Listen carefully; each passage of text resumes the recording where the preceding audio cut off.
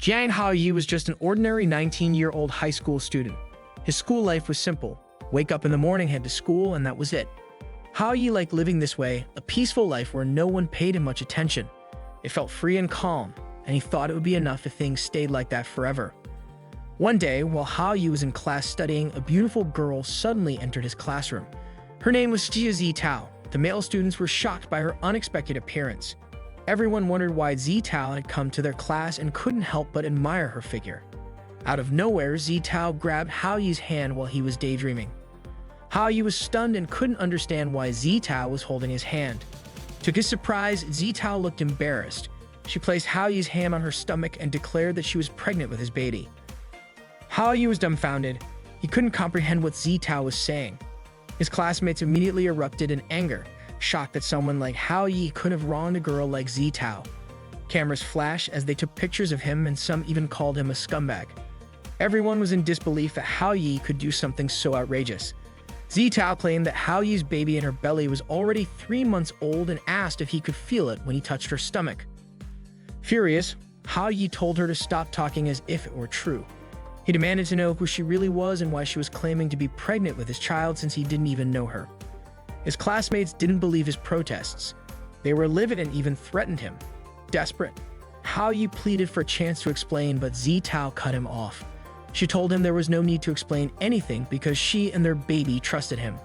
Frustrated, Haoyi grabbed Zitao's hand and dragged her out, telling her they needed to talk somewhere else. News about Zitao's pregnancy quickly spread online, and Haoyi became the center of everyone's ridicule. Wherever he went, people followed him, calling him names and shouting insults. Haoyi had to hide just to get away from all the chaos. While he was hiding, Zitao suddenly appeared in front of him with a smile. She teased him, saying the baby in her belly told her that Haoyi's legs were short and he ran too slowly. She even warned him to be careful around her. Exhausted, Haoyi begged her to stop with the nonsense. That same day, the school broadcast system called for Haoyi to report to the teacher's office immediately. Feeling like he was in serious trouble, Haoyi told Zitao to wait for him on the rooftop. As he ran to the office, his classmates swarmed him, chasing him down the hallway. Strangely, Zitao watched from afar and thought Haoyi looked incredibly cool while being pursued. The students continued their chase, throwing objects at him to try and stop him. Confused about why they wouldn't let up, Haoyi spotted the janitor's cleaning supplies. Without hesitation, he grabbed a mop and stood his ground. The students laughed, mocking him for holding nothing but a mop handle. However, Haoyi threw the handle, knocking down several students in one hit. They groaned in pain, shocked by the unexpected attack. Haoyi argued that he was forced to do it since they wouldn't leave him alone. Suddenly, someone pulled him into the girls' restroom. It was Tang Suan, the sports captain, and her friends. They beat him up mercilessly. Suan demanded that Haoyi explain the news that had gone viral online. Haoyi insisted that he didn't know anything. Furious, Suan accused him of being heartless and not understanding her pain. Instead of responding, Haoyi's eyes drifted towards Suan's chest, and she punched him immediately. Annoyed, Suan reminded him that he used to call her by name when they were together, yet now he acted like he didn't know her.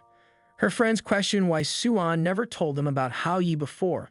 They were angry at Haoyi for making Suan cry and prepared to beat him up again. However, Suan stopped them, saying it was between her and Haoyi and they shouldn't interfere. Suan leaned down close to Haoyi, her voice suddenly soft and sweet. She told him to come clean about his relationship with Zitao, or she would do something much worse to him. Haoyi sat there, completely overwhelmed, unsure of how to escape the chaos surrounding him. Haoyi couldn't understand why Suan was doing this to him. Still, he insisted that he really wasn't close to Zitao.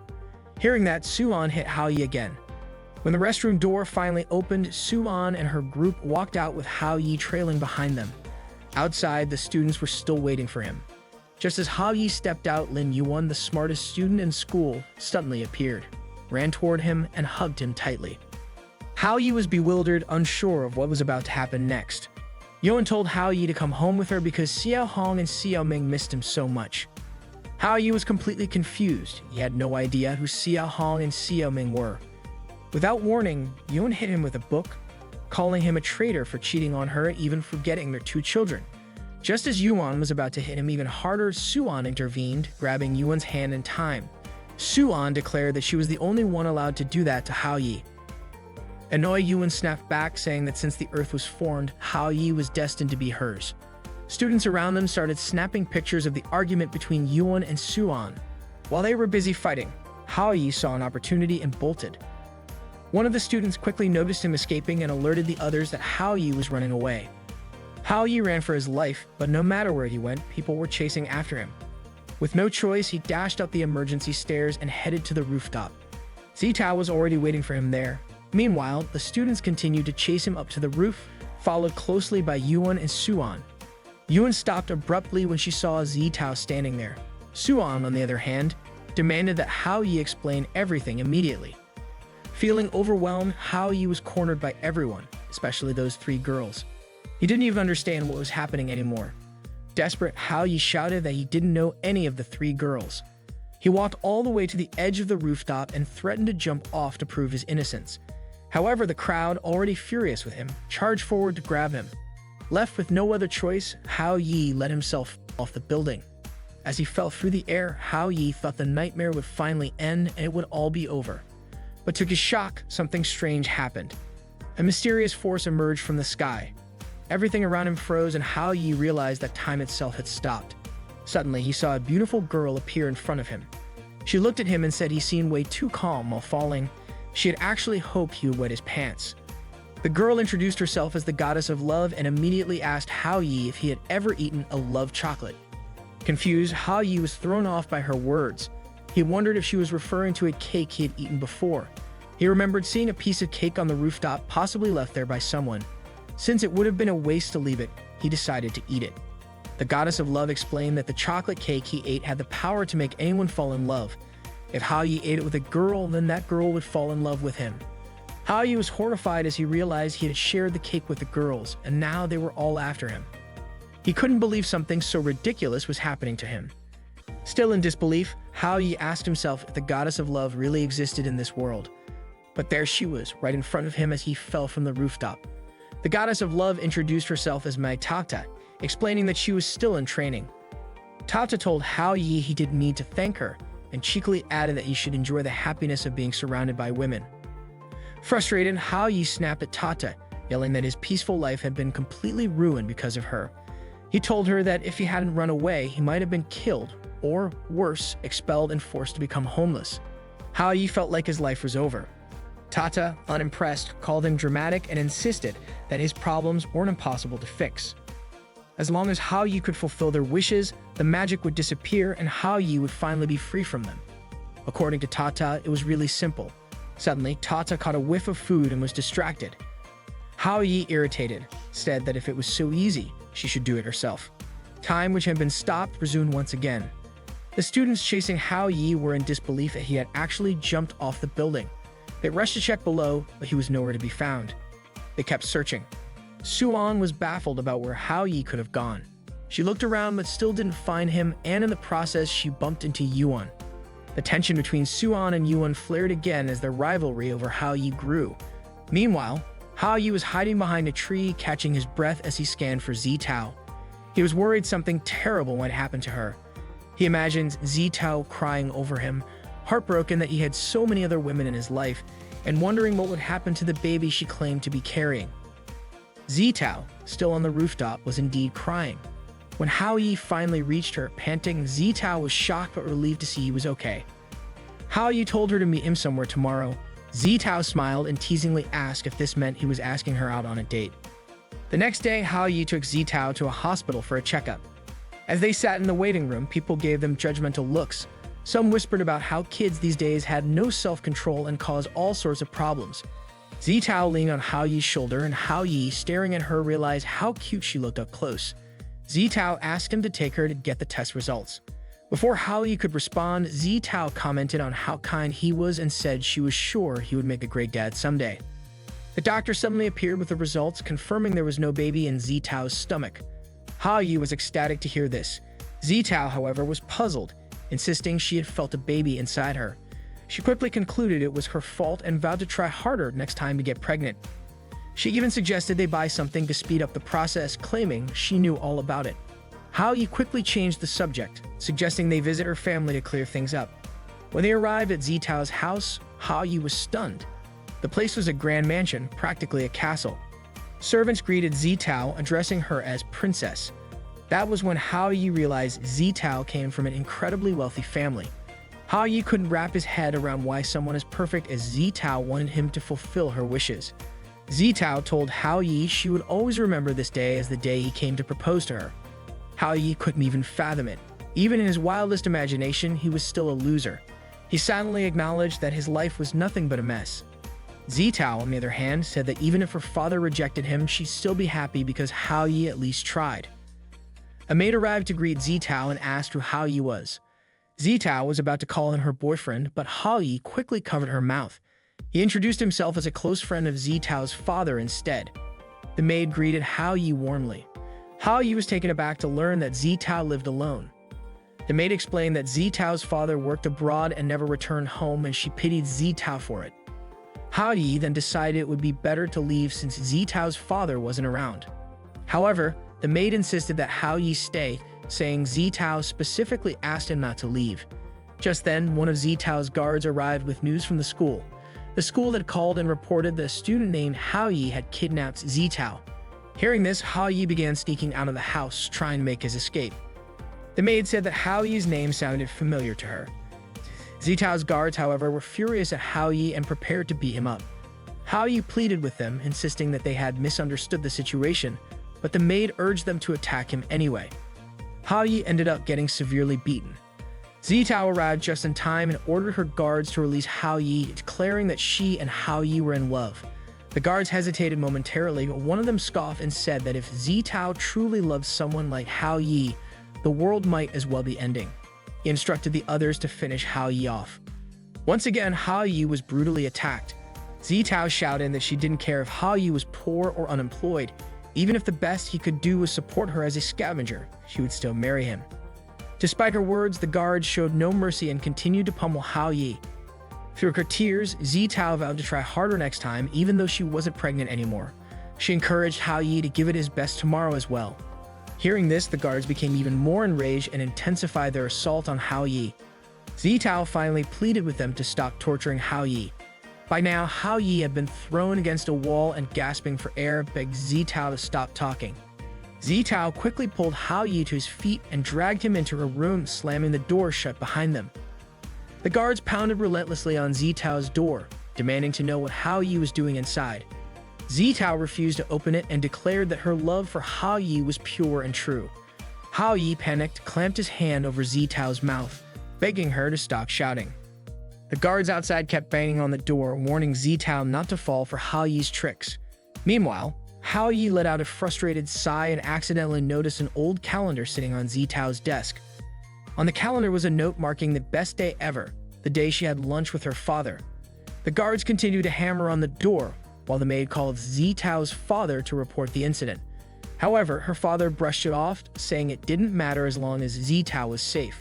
He even told the maid to stop bothering him with such trivial issues.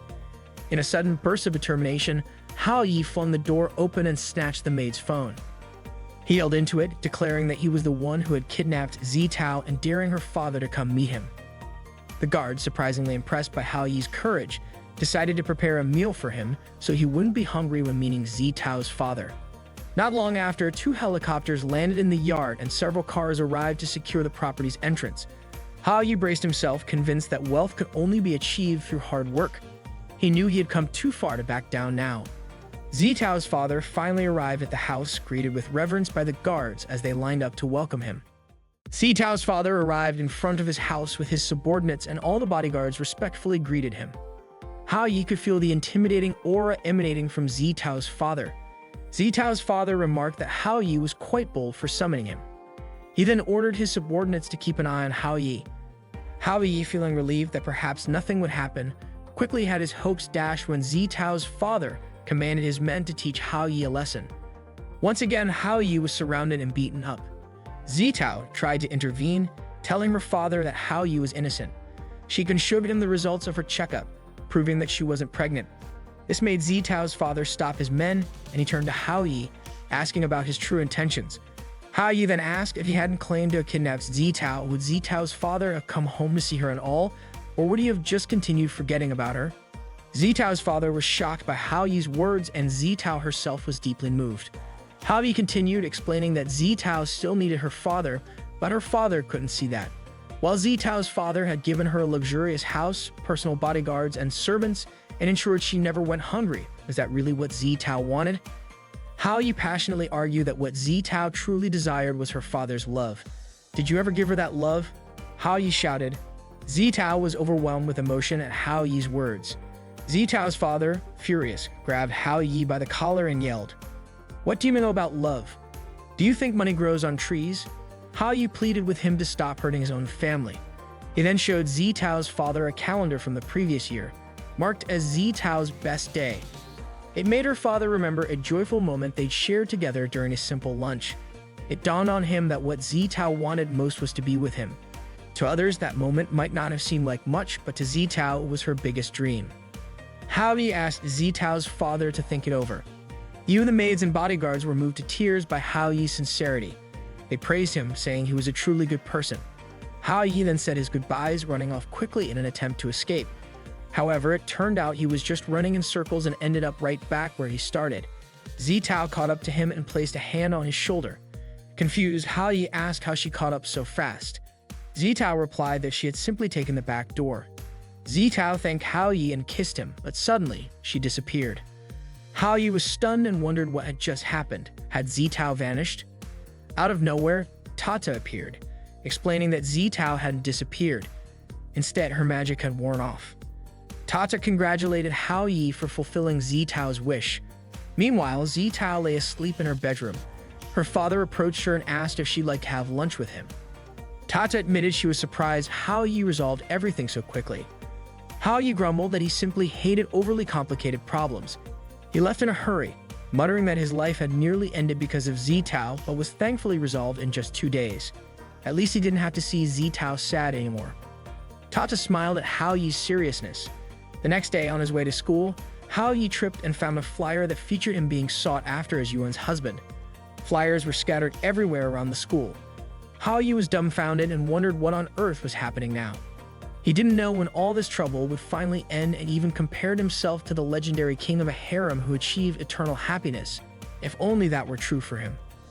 Trying to avoid attention, Hao Yi covered his face and crept toward his classroom. He even resorted to crawling to his seat. Meanwhile, a girl was seen searching for Hao Yi, eventually discovering which class he was in. Hao Yi finally made it to his desk, but suddenly caught a familiar fragrance. He looked up to see Zitao standing in front of him, asking if he wanted to go out with her. Hao Yi was shocked and asked how Zitao could remember him. She smiled and replied, "How could I ever forget you?" She then thanked Hao Yi for everything he had done for her. Panicking, Hao Yi called out for Tata, who immediately appeared, freezing time. Hao Yi demanded to know what was going on, pointing out that Tata herself had said Zitao's magic had disappeared once her wish was fulfilled. Tata sheepishly admitted that she had forgotten to tell him something because he had left too quickly the day before. When the love magic ended, the enchanted memories also disappeared, but normal memories remained intact. Everything that happened during those 2 days would not be forgotten by Zitao, which meant that whatever feelings Zitao had for Hao Yi came from her heart alone.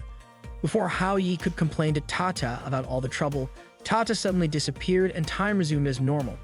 Just as Zitao was about to ask why Hao Yi had mentioned Tata, Hao Yi quickly brushed it off, saying it was nothing important. Zitao concluded that Hao Yi had agreed to go out with her. Out of nowhere, someone appeared and threw a knife that narrowly missed Hao Yi. The girl's name was Aoying Shili. She called Hao Yi honey and asked why he hadn't invited her on his date. Shili then interrogated Hao Yi about his relationship with Zitao. Terrified, Hao Yi stammered that it was all a misunderstanding. Shili, however, declared that she would clear up the misunderstanding herself. Without warning, she kissed Hao Yi fiercely on the lips, shocking their classmates, who shouted about how daring the two of them were. Shili then smugly asked Zitao if she understood now that Hao Yi belonged to her. Hao Yi, rendered helpless by Shili, desperately asked for help. Just then, Shili's mother appeared and smacked a bag into Shili's face, telling her to stop what she was doing. Shili, still recovering, asked what her mother was doing there. Her mother was stunned that Shili had traveled all the way from America just to see Hao Yi. Hao Yi nervously greeted Shili's mother, but both Shili and her mother immediately told him to be quiet. Shili's mother demanded that Shili return home, but Shili refused, boldly claiming that no one could stop her from being with Hao Yi. Shili's mother, clearly disapproving of her daughter's relationship with Hao Yi, insisted that Shili give up on him. The two began to fight right in front of everyone. Shili's mother easily won, leaving Shili lying on the ground completely defeated. The students wasted no time snapping photos of the spectacle. Shili's mother ordered her subordinates to take Shili away immediately. As she was about to leave, Hao Yi nervously asked if she was really going to take Shili back to America. Shili's mother simply replied, inviting someone and asking them to leave are two very different things. She then ominously advised Hao Yi to consider buying insurance. Terrified, Hao Yi muttered that his life might soon come to an end. As he turned around, Tata suddenly appeared in front of him, startling him. Frustrated, Hao Yi scolded Tata for sneaking up on him and told her not to pop out of nowhere like a ghost. Despite calling her sweet-looking like a goddess, he grumbled that her behavior was as scary as a ghost. From a distance, Zitao noticed Hao Yi seemingly talking to himself and wondered what he was doing. Curious, she approached him. Meanwhile, Tata asked Hao Yi if Shili had also eaten the magic chocolate. Hao Yi sighed, saying that Shili had always been like that, his scariest childhood friend. According to Hao Yi's parents, Shili and he had played together since they were babies, and they even went to the same grade school and middle school. Just thinking about it made Hao Yi's head hurt. Suddenly, Hao Yi felt someone behind him. Zitao, in a panic, tried to hide behind 3 leaves, which was of course useless because Hao Yi could still see her clearly. Embarrassed, Zitao said she didn't want to interfere with Hao Yi and Shili's relationship since they were childhood friends. Gathering her courage, Zitao told Hao Yi to forget about their plans for tomorrow, but Hao Yi, confused, said he had forgotten to discuss the time and place for their meeting. Apologizing, he admitted he wasn't good at choosing locations and asked Zitao to let him know if she had a place in mind. Hearing that, Zitao smiled and walked away. Tata, watching everything unfold, commented that Hao Yi seemed to be starting to like Zitao after everything they had been through. Annoyed, Hao Yi shot back that it was all Tata's fault for setting this up in the first place. He warned Tata to stop following him and stormed off. Hao Yi made his way toward the school rooftop, trying to clear his head. But on the stairs, he bumped into Suan. Without a word, Suan slapped him and ordered him to follow her immediately. Hao Yi ran into Suan on the stairs and Suan immediately slapped him. She coldly declared that their relationship was over. Hao Yi, unfazed, responded that he didn't care if they'd broke up and added that with such a harsh attitude, no one would ever like Suan. Furious, Suan stormed off, leaving Hao Yi stressed and frustrated. Tata appeared moments later, asking what had happened to Hao Yi in the short time she'd been gone. Hao Yi explained that he had just been slapped and dumped by Suan. Even though Suan's feelings were fake, suddenly being dumped like that still made him upset. Hao Yi then asked Tata why Suan had decided to break up. Was it because the problem wasn't resolved? Tata smirked and said that Hao Yi clearly didn't understand women. She explained that when most women ask for a breakup, it's usually a warning sign. Tata then disappeared before Hao Yi could respond, leaving him worried that something terrible might happen to Suan. He even wondered if she might be planning to hurt herself. Later that afternoon, Hao Yi saw Suan punishing a group of boys by making them do push-ups. They looked utterly exhausted, struggling to complete the hundreds of push-ups Suan demanded. She scolded them, saying they deserved this punishment for losing a bet to the girls. One of the boys begged for forgiveness, promising they wouldn't underestimate her again. Instead of forgiving him, Suan sprayed him with water. Tata and Hao Yi watched the whole thing from a distance. Tata remarked that Suan was truly oppressive, managing to stay completely unfazed despite just having broken up. Seeing how bad the situation was, Hao Yi decided he had to step in and save the poor boys. Tata teased him, pointing out that he could barely save himself. Hao Yi approached Suan, trying to reason with her. He told her that it was just a bet and there was no need to push them so hard. Suan scoffed, mocking Hao Yi for daring to confront her after what had happened between them. The boys cheered Hao Yi on, calling him their savior, but Suan quickly silenced them by spraying them with water again. In a panic, Hao Yi grabbed the water sprayer from Suan, but in the struggle, he accidentally sprayed her instead, soaking her completely. Frozen in fear, Hao Yi braced himself, convinced that Suan would kill him. But instead, Suan looked at him and said that he was far too kind and loved everyone too much.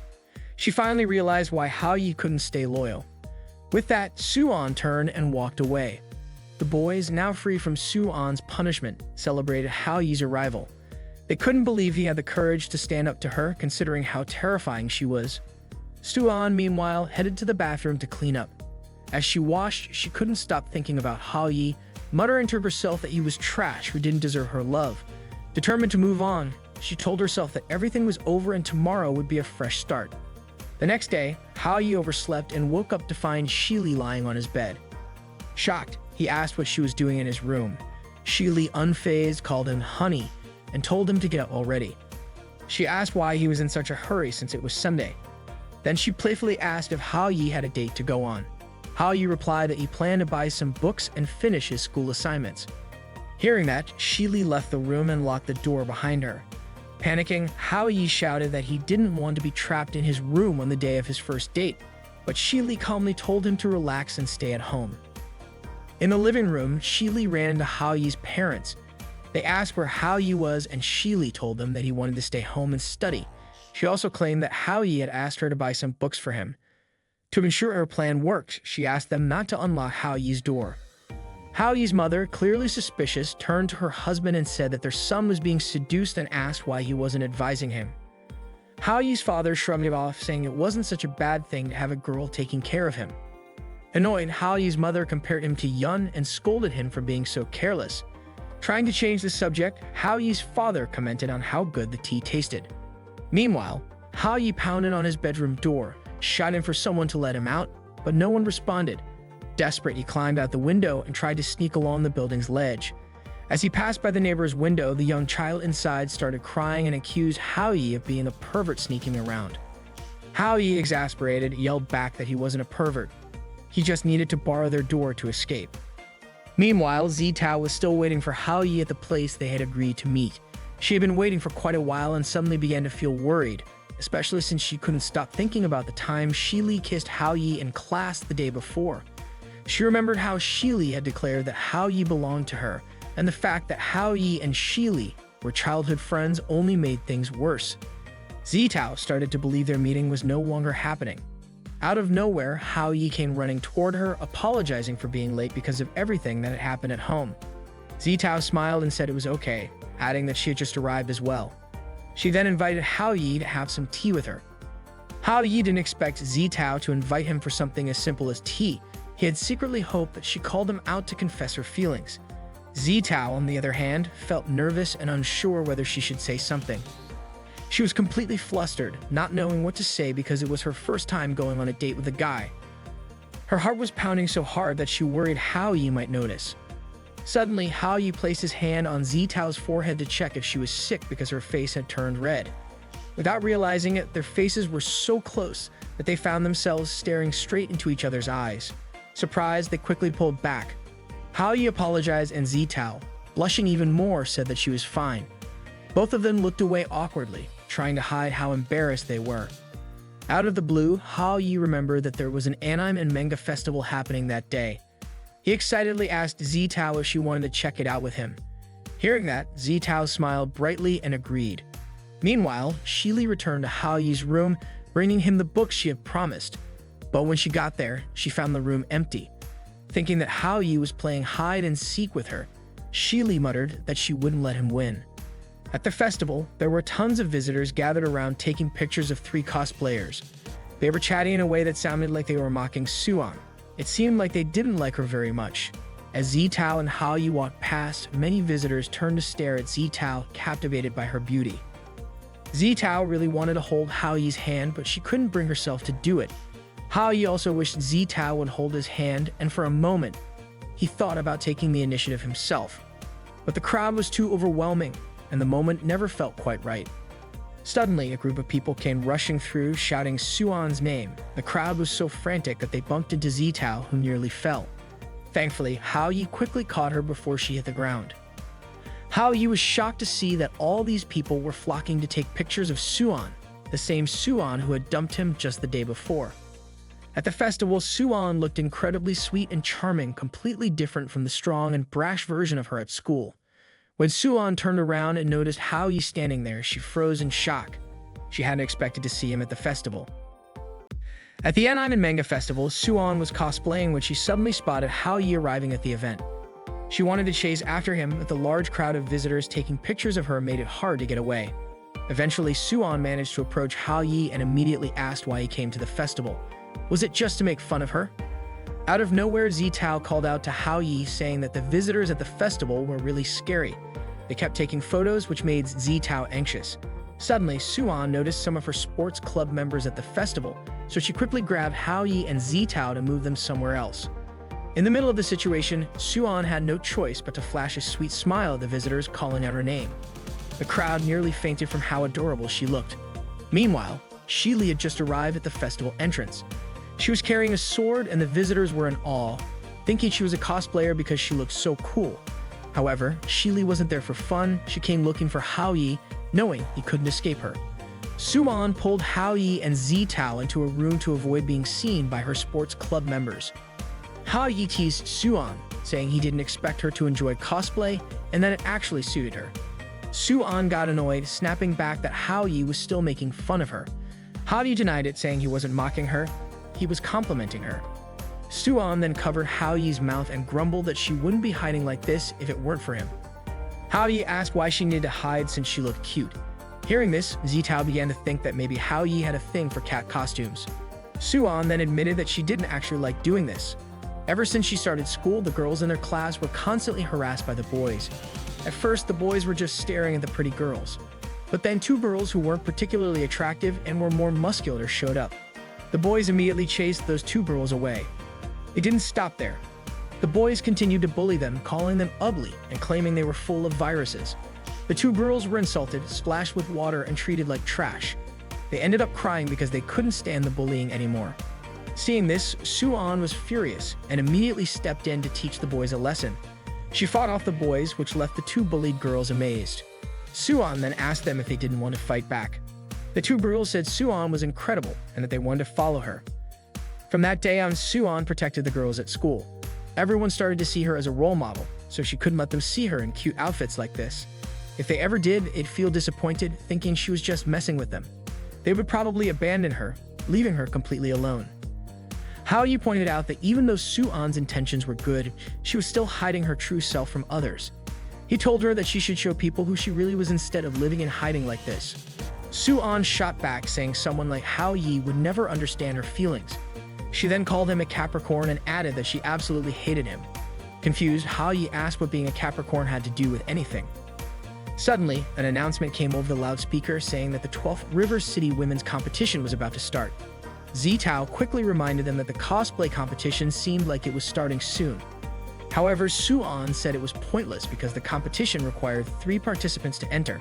If they didn't have 3 people, they couldn't compete, which was why she always came alone to defend her title. But now she no longer had the right to participate. Zitao seemed to understand the situation and then came up with an idea. Since they needed 3 people, she suggested that she and Hao Yi join Suan to compete together. Suan was surprised that such an idea could work. However, Hao Yi thought it was impossible since he was a guy. But Suan didn't care. She immediately dragged Hao Yi to the dressing room to get him ready as a female cosplayer. While they were busy transforming Hao Yi, Shili spotted them. With a bit of persuasion, Hao Yi finally transformed into an incredibly adorable female cosplayer. Suan commented that Hao Yi looked so pretty, even she felt jealous of him. Zitao also agreed, saying Hao Yi looked stunning.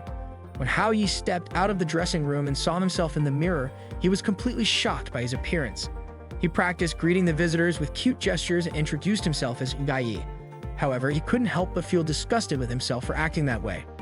Unbeknownst to him, Shili was snapping photos of him from afar. Annoyed at Hao Yi for lying to her, she still couldn't help but admire his cross-dressing.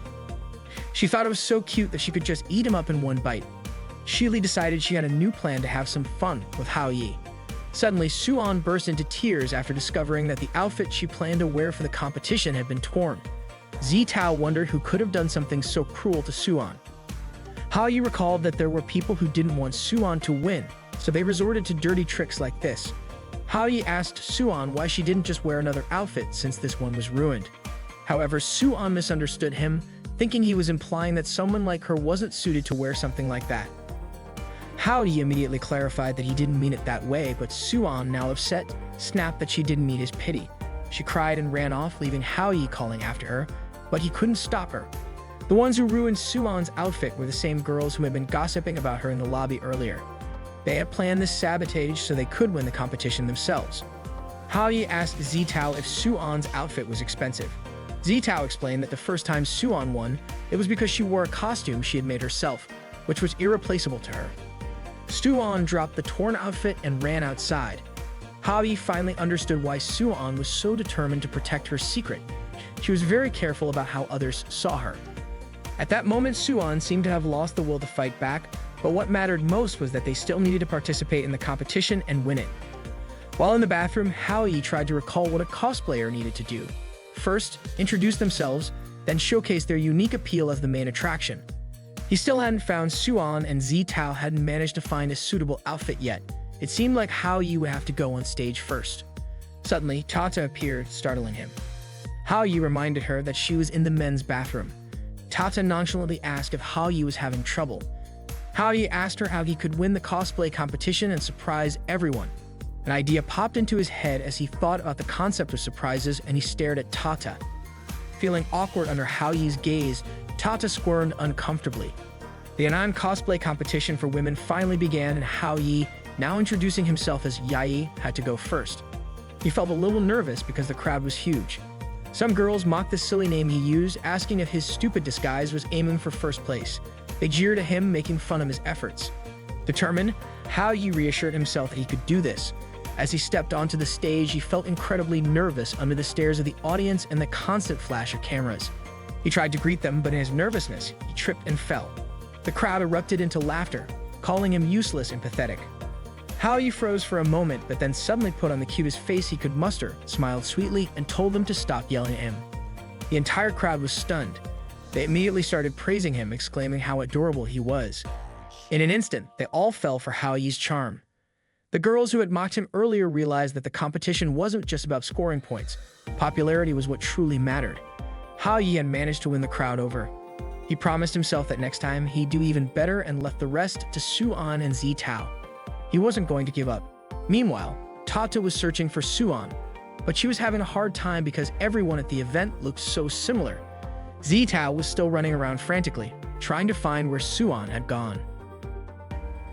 Haoyi begged the host to give him more time to wait for his two friends. He kept pleading for just a little more time, but the host refused, saying that 3 groups had already performed and they couldn't keep delaying Haoyi's group. If this continued, Haoyi's group would be disqualified from the competition. The host urged Haoyi to resolve his group's issues quickly. He then announced that the next group to perform was Haoyi's.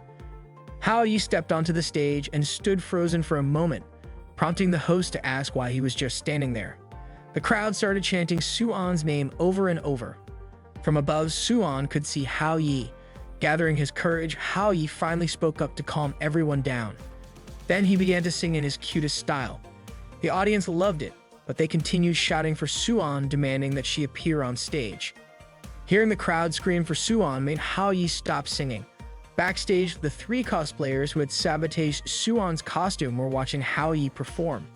They were confident the audience would quickly grow bored of Haoyi's performance, even calling it a clown act. The audience kept shouting for Suwon to appear, and Haoyi pleaded with them to listen. He explained that he had come to the festival with a friend and said he thought Suwon was the one suffering the most. To avoid hurting anyone's feelings, Suwon always tried to hide her true self, but no one realized just how much she hid the things she loved. Haoyi went on, saying that he had seen how much Suwon truly enjoyed cosplaying. Though it shocked him at first, he wanted to tell Suwon that when she was in cosplay, she was the most confident and natural version of herself that he had ever seen. Haoyi then shouted, asking where Suwon was and if she could hear him. He begged her to come out. Suddenly, the railing above the stage broke and Suwon fell. The crowd gasped in fear, worried something terrible would happen to her. At that moment, time seemed to stop. Haoyi moved effortlessly, catching Suwon and pulling her into a hug. Miraculously, they both transformed into new costumes. The crowd erupted into cheers, amazed at Haoyi and Suwon's incredible appearance. People in the audience speculated that they must have had tons of sponsors and spent a fortune on their costumes. Cameras flashed non-stop as everyone took pictures of them. Haoyi turned to Suwon, asking if she was okay. The host announced that it looked like they already had their winner since the crowd's reaction was so enthusiastic. In the middle of the audience, Zitao watched Hao Yi and Suan's performance and admitted that it was truly amazing, though she couldn't help but feel a little sad that she wasn't the one up there. The host even joked that he never expected Hao Yi to know magic tricks. Suan looked at Hao Yi and said it didn't seem like magic at all, demanding that he explain what had really happened. Hao Yi, however, couldn't bring himself to tell her. Tata, watching from backstage, sighed in relief, grateful that everything had been done just in time. Meanwhile, Shili was watching Hao Yi and Suan from behind the stage, annoyed that Suan had suddenly gained so much confidence after Hao Yi changed her look.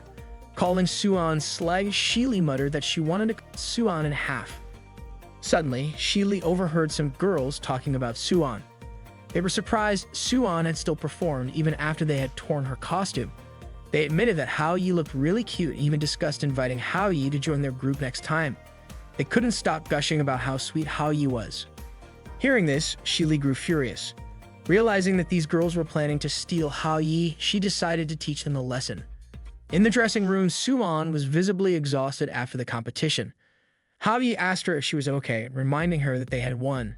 Suan scolded Hao Yi for being in the women's dressing room and told him to leave. Hao Yi explained that his clothes were inside the room. Suan told him to wait outside and said she would change first. Hao Yi insisted that he should go first since he could change quickly, but Suan refused. They began bickering over who should change first. In the middle of their squabble, Suan shoved Hao Yi. Suddenly, they found themselves undressed and face to face. Suan froze for a moment before slapping Hao Yi across the face. Suan quickly shut the door, but Hao Yi shouted that his clothes were still inside. Without hesitation, Suan threw his clothes and shoes out at him, slammed the door shut again, and called him a pervert. Just then, Tata approached Hao Yi and asked if he was in trouble.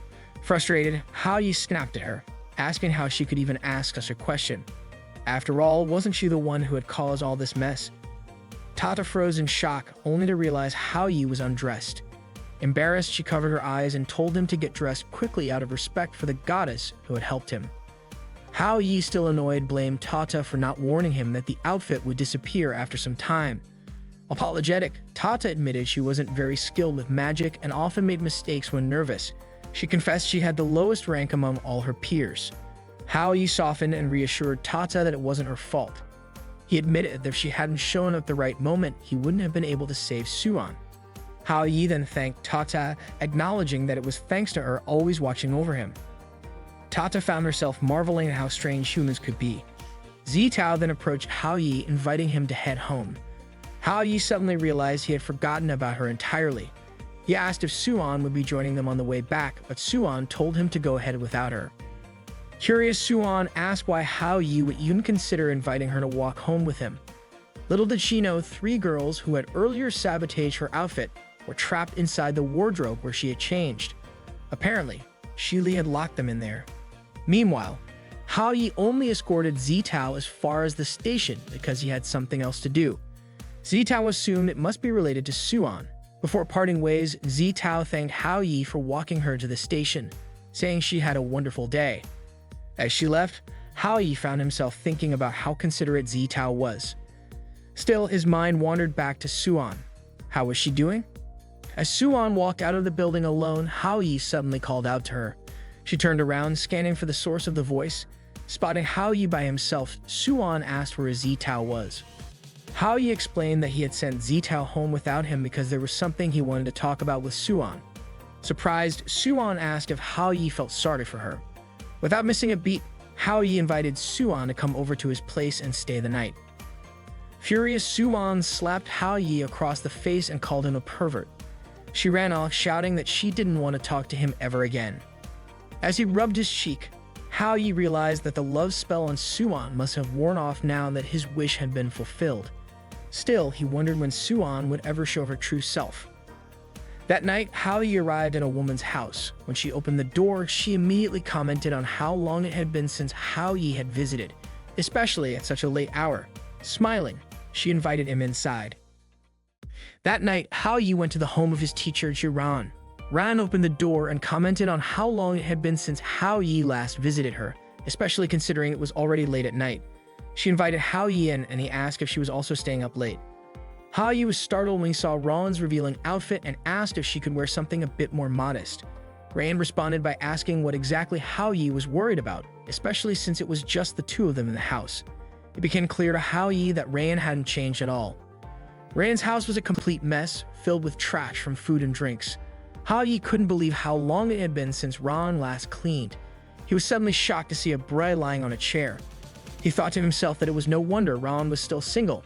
Her life was so chaotic. The sink was overflowing with dirty dishes and her fridge was empty. Hao-yi remarked that even a mouse would starve if it lived in her house. Ray then asked why Hao-yi had come to see her. Was it because his new girlfriend, Shili, was bothering him again? Hao-yi quickly clarified that Shili wasn't his girlfriend. She was just a childhood friend.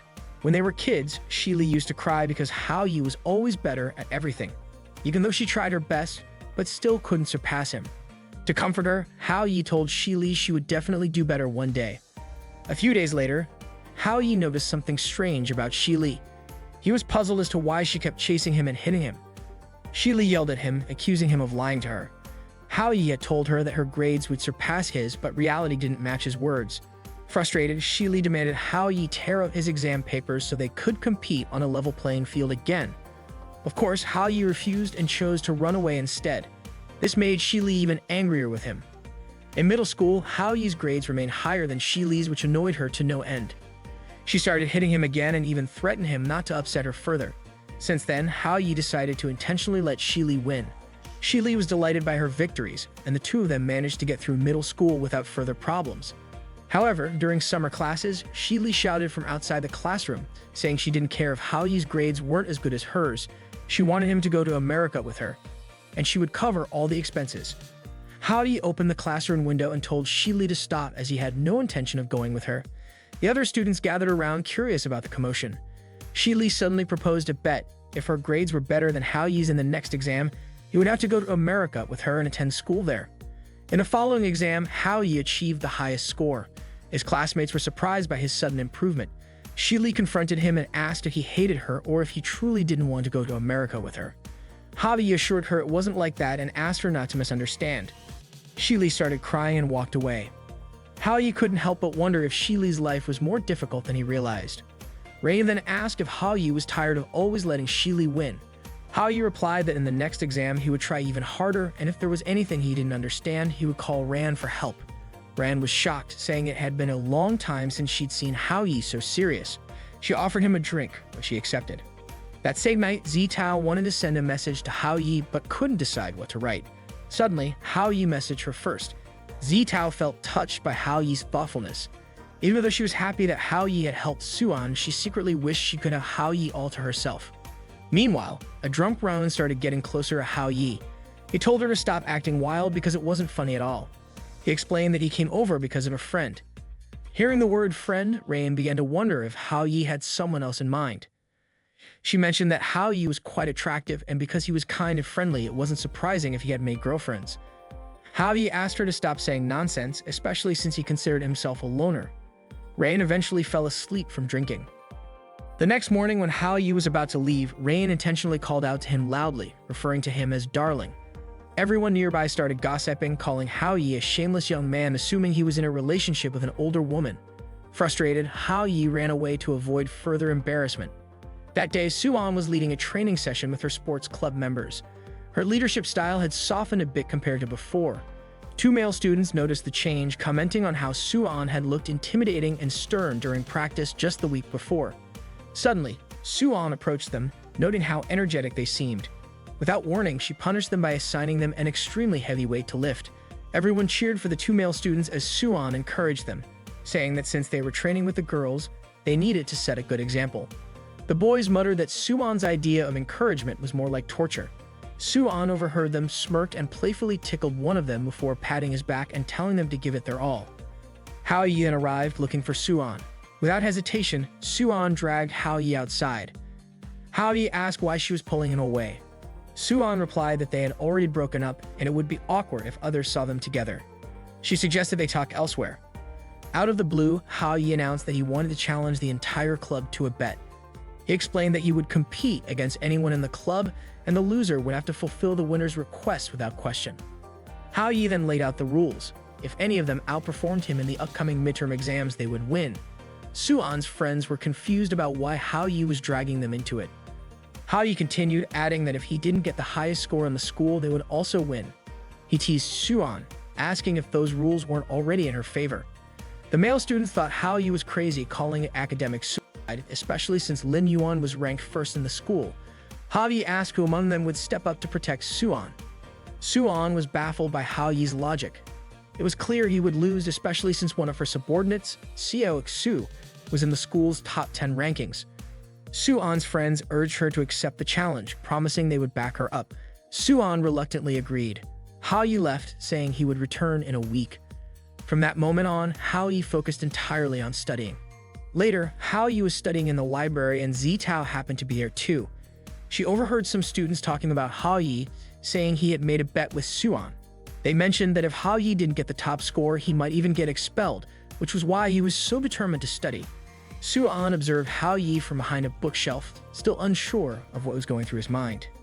That evening, heavy rain poured down unexpectedly, even though it had been sunny earlier.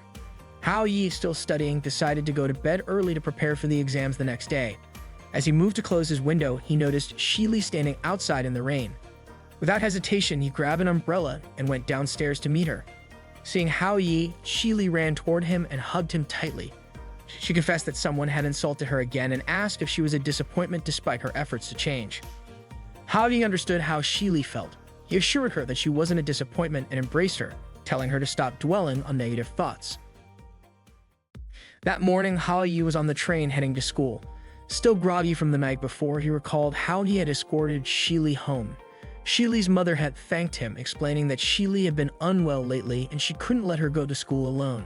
Meanwhile, Suan was washing her face, her mind wandering to thoughts of Hao Yi, when suddenly, one of her club members informed her that Hao Yi had just arrived at the school gate. Zitao approached Hao Yi, noting that he looked exhausted. Concerned, she asked if he was sure he could handle the exam in his condition. Hao Yi reassured her that he was prepared. Not long after, Suan and her sports club members intercepted him. Suan told Hao Yi that he still had a chance to change his mind, but one of her clubmates interjected, saying it was already too late. They were eager to see him fail. Hao Yi didn't say a word and simply walked past them, prompting the club members to call him a coward. Suan, however, remained curious about what was going through his mind. The exam began with Ran supervising Hao Yi's class. She suspected that once Hao Yi focused, he might surprise everyone. To Ran, there was something undeniably endearing about Hao Yi. Before long, Hao Yi left the exam room. Suan's friends assumed he had given up. When the exam concluded, relief spread among the students. As everyone felt the weight of the exam lift, Suan noticed Hao Yi and thought about approaching him, but Zitao beat her to it, leading Suan to change her mind. Hao Yi asked Zitao for help picking something out specifically. He wanted her to choose some clothes for him. The next day, Suan and her sports club were practicing as the exam results were set to be announced. The club members were confident that Hao Yi would lose, assuring Suan that she shouldn't worry about their bet because Xiao Xu would undoubtedly come out on top. They believed there was no way Hao Yi could outperform Xiao Xu. To everyone's surprise, Hao Yi arrived holding a cosplay outfit. He declared that Suan had lost the bet, and as her punishment, she would have to wear the outfit for 2 weeks. Shock rippled through the group. They mocked Hao Yi for having such a disgusting hobby and couldn't believe he had actually won the bet. Xiao Xu immediately checked the exam results and proudly announced she had ranked 5th. Hao Yi smirked and casually told them to check the top spot. Everyone was stunned when they saw that Hao Yi had achieved first place with a perfect score. Hao Yi confidently told them they already knew the outcome and left it up to Suan, as their leader, to handle the rest. Some members accused Hao Yi of being a pervert, questioning the legitimacy of his results. Suan, however, agreed to fulfill her punishment without hesitation. As Hao Yi walked away, he suddenly remarked that someone once told him there's nothing wrong with a man being a little perverted. He added that he didn't think there was anything strange about wearing the outfit. Suan's friends later approached the school administration to challenge Hao Yi's results, but the school confirmed there was no issue with his scores. They had verified his results with all the teachers, and there was even his signed acknowledgement. One of Suan's friends suggested Hao Yi might have cheated. However, Rayan dismissed the idea, confidently stating that no matter how challenging the exam, Hao Yi would never resort to cheating. It simply wasn't his nature. Ran then asked them all to leave. It wasn't just the students doubting Hao Yi. Some of the teachers still couldn't believe it either. When the announcement board showed Hao Yi's name at the top of the rankings, the students gathered around in shock, questioning whether he had actually refrained from cheating. Meanwhile, murmurs spread that Suan, the sports club president, had lost a bet. Suan stood nearby wearing the cosplay outfit and holding a brochure for the sports club with a forced smile. Male students immediately flocked to her, intrigued enough to consider joining the club. Suan's friends pitied her, blaming Hao Yi for the embarrassing situation. As Hao Yi approached her, he noticed for the first time that the outfit she wore was actually from an anime festival. Curious, he asked her how the clothes he'd given her were holding up. Suan complained that they were too tight. Hao Yi, unfazed, announced to everyone that Suan would be wearing that outfit while recruiting new members for her club. He leaned in and whispered to her, "From now on, it's all up to you." Suan then stepped forward, acting cute and cheerful to promote the sports club. Her performance earned praise from the onlookers, and Suan smiled with relief, even thanking Hao Yi. From afar, a girl watched them, wondering if Hao Yi had completely forgotten about his family. Later that evening, Hao Yi felt drained. He confided in Tata, telling her about the 2-week cosplay punishment he'd given Suan. Tata teased him, saying that he was already losing his edge with Suan, and that he couldn't use the same trick twice. Confused, Hao Yi pondered whether he needed a new plan. Suddenly, Zitao showed up and asked what was going on. Hao Yi dismissed her question, saying he was just feeling hot and trying to cool off. Right then, Suan arrived and threw the outfit Hao Yi had given her at his feet. Furious, she accused him of humiliating her because the clothes were clearly made for a child. Hao Yi tried to explain himself, turning to Zitao for backup, but Zitao, visibly nervous, excused herself, saying she had to leave for dinner with her dad. Seeing Hao Yi's apologetic face, Suan cracked a smile and told him she forgave him. Despite the bizarre circumstances, Suan admitted to herself that she felt happy. Hao Yi, too, smiled, reaffirming to himself that maybe there really wasn't anything wrong with a man being a little mischievous. The next day, while walking down the school hallway, Tata asked Hao Yi about who Shili had been talking about the previous night. Hao Yi replied that Shili was talking about her boyfriend. Tata was shocked, assuming Shili had been referring to Hao Yi. Laughing, Hao Yi clarified that he wasn't Shili's boyfriend. It was actually her ex-boyfriend she had been talking about. If it weren't for that guy, Shili wouldn't have ended up in her current situation. Out of nowhere, 2 little kids ran up to Hao Yi, calling him Dad. Hao Yi was utterly stunned, especially when Lin Yuan appeared alongside them. Yuan then said they were his children. This revelation shocked Hao Yi so much that he felt his soul leave his body, but Tata caught his spirit and put it back. Yuan explained that Hao Yi had left home and forgotten about his 2 children. Hao Yi remembered Yuan had once mentioned their children's names were Ming and Hong. Smiling behind Yuan, Tata seemed amused. Hao Yi quickly told her to keep quiet, adding he'd deal with her later. Misunderstanding, Yuan looked hurt, thinking Hao Yi was directing his harsh words at her. Hao Yi hurried to clarify that he wasn't speaking to Yuan. Yuan then asked if Hao Yi could come home that evening. Just then, Ming complained he was hungry. Hao Yi suggested that Yuan take Ming and Hong to get some food from the front of the school while he handled something important. He promised to meet them at the school gate and asked the kids to call him uncle while in public. After they left, Hao Yi confronted Tata, visibly irritated. He demanded to know how much more she was hiding from him and why she kept complicating his life. Tata apologized, saying she'd been too busy to inform him earlier. She explained that the contract's primary purpose was to fulfill the wishes of the girls involved. If time passed and the contract remained unfulfilled, the magic would activate and their wishes would automatically come true. Hao Yi was baffled and frustrated, struggling to comprehend how such a ridiculous rule could exist. Worse, fulfilling these contracts seemed to be cutting his lifespan in half. Tata calmly said it wasn't as bad as it seemed and, in Hao Yi's words, could simply be considered delusions manifesting. Meanwhile, Yuan showed Ming and Hong the school announcement board, pointing out that their dad, Hao Yi, was ranked first, while Yuan herself was second. Hong praised both of them for being so amazing. Ming quickly reminded Hong to refer to Hao Yi as uncle, and Hong nodded, agreeing to comply. Yuan then received a phone call asking her to report to the office immediately. Before leaving, she instructed Ming and Hong to stay put and not wander off. The 2 kids promised to follow her instructions. However, as soon as Yuan left, Ming dashed off, announcing he would find Hao Yi. Hong, alarmed, chased after him. When Yuan returned and found her children missing, she panicked and ran to Hao Yi to inform him. Apologizing profusely, Yuan explained that Ming and Hong had disappeared while she was gone for a short time. Hao Yi reassured her, promising to search for them around the schoolyard. He asked Yuan to wait by the school gate, as the children might have returned there. Hao Yi assured her nothing bad would happen. Elsewhere, Zitao was strolling through the school grounds when she noticed Hong crying. She stopped and gently asked Hong why she was upset. Hong explained that she couldn't find her uncle. Zitao immediately offered to help her search, which made Hong light up with gratitude. Meanwhile, Ming had finished a canned drink and wandered into the school's chemistry lab. Imagining himself as a superhero, he accused the people inside of being villains who had kidnapped his dad. The lab workers, confused, told him to leave.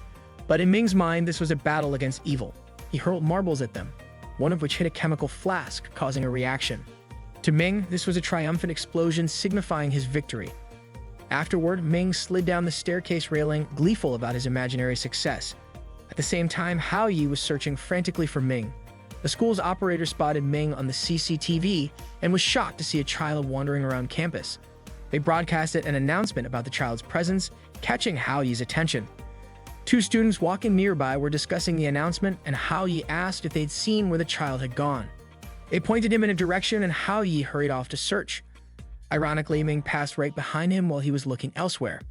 When Hao Yi heard the sound of a door closing, he quickly turned to look and realized it was the girls' locker room.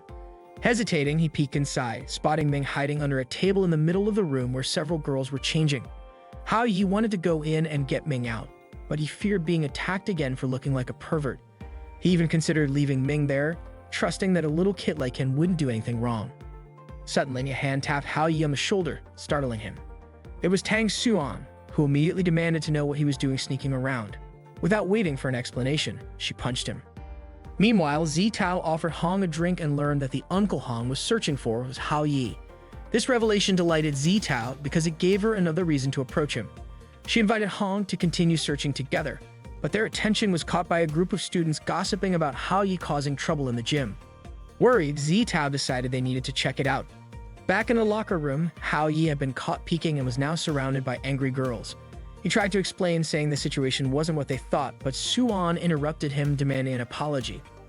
If Hao Yi apologized to the girls, Suan said she would let him go. Hao Yi begged them to hear his explanation, but the crowd wasn't interested. Just then, Ming appeared, declaring he would rescue Hao Yi. He ran into the room and pulled on Suan's clothes, startling her and causing her to hastily cover herself. One of the students pointed out that Ming was the child who had caused all the commotion. Hao Yi pleaded with the girls not to blame Ming and insisted they hold him accountable instead. Zitao and Hong arrived at the scene, and Hong immediately ran to Ming. A friend of Suan accused Hao Yi of being a voyeur and threatened to attack him. Hao Yi, forgetting his own predicament, tried to act like a hero for Ming. Suan told her friends to teach Hao Yi a lesson. While all of this unfolded, Yuan waited at the school gate until the dismissal bell rang. Hao Yi eventually showed up with Ming and Hong and Tao. Yuan immediately hugged the children, relieved they were safe. Hao Yi reassured her that there was nothing to worry about. They were fine. Out of nowhere, Tata appeared, calling Hao Yi an exhausted parent and offering to give him a special reward by lightly pounding on his back. Hao Yi suggested it would feel better if she massaged his shoulders instead. Hearing this, Yuan stood up and began massaging Hao Yi's shoulders, but Hao Yi quickly told her he wasn't asking her to do it. Hao Yi then told Yuan there was something important she needed to understand. He asked her to take a good look at Ming and Hong, who appeared to be around 7 or 8 years old. Yuan nodded. Hao Yi pointed out that neither of them was even 20 years old yet. He asked Yuan to think about the math. 20 minus 8 equals 12. It was impossible for him to have fathered those kids at 12 years old. But Yuan remained convinced that Ming and Hong were their children. Hao Yi couldn't understand how she could believe such a thing. Tata chimed in, explaining that it was the power of magic. Hao Yi demanded Tata undo the magic immediately, but she warned him that if she did, Yuan would lose her sense of self. Everyone interacting with Yuan had already fallen under the magic's influence, including possibly her family. Yuan, unaware of Tata's presence, asked who Hao Yi was talking to.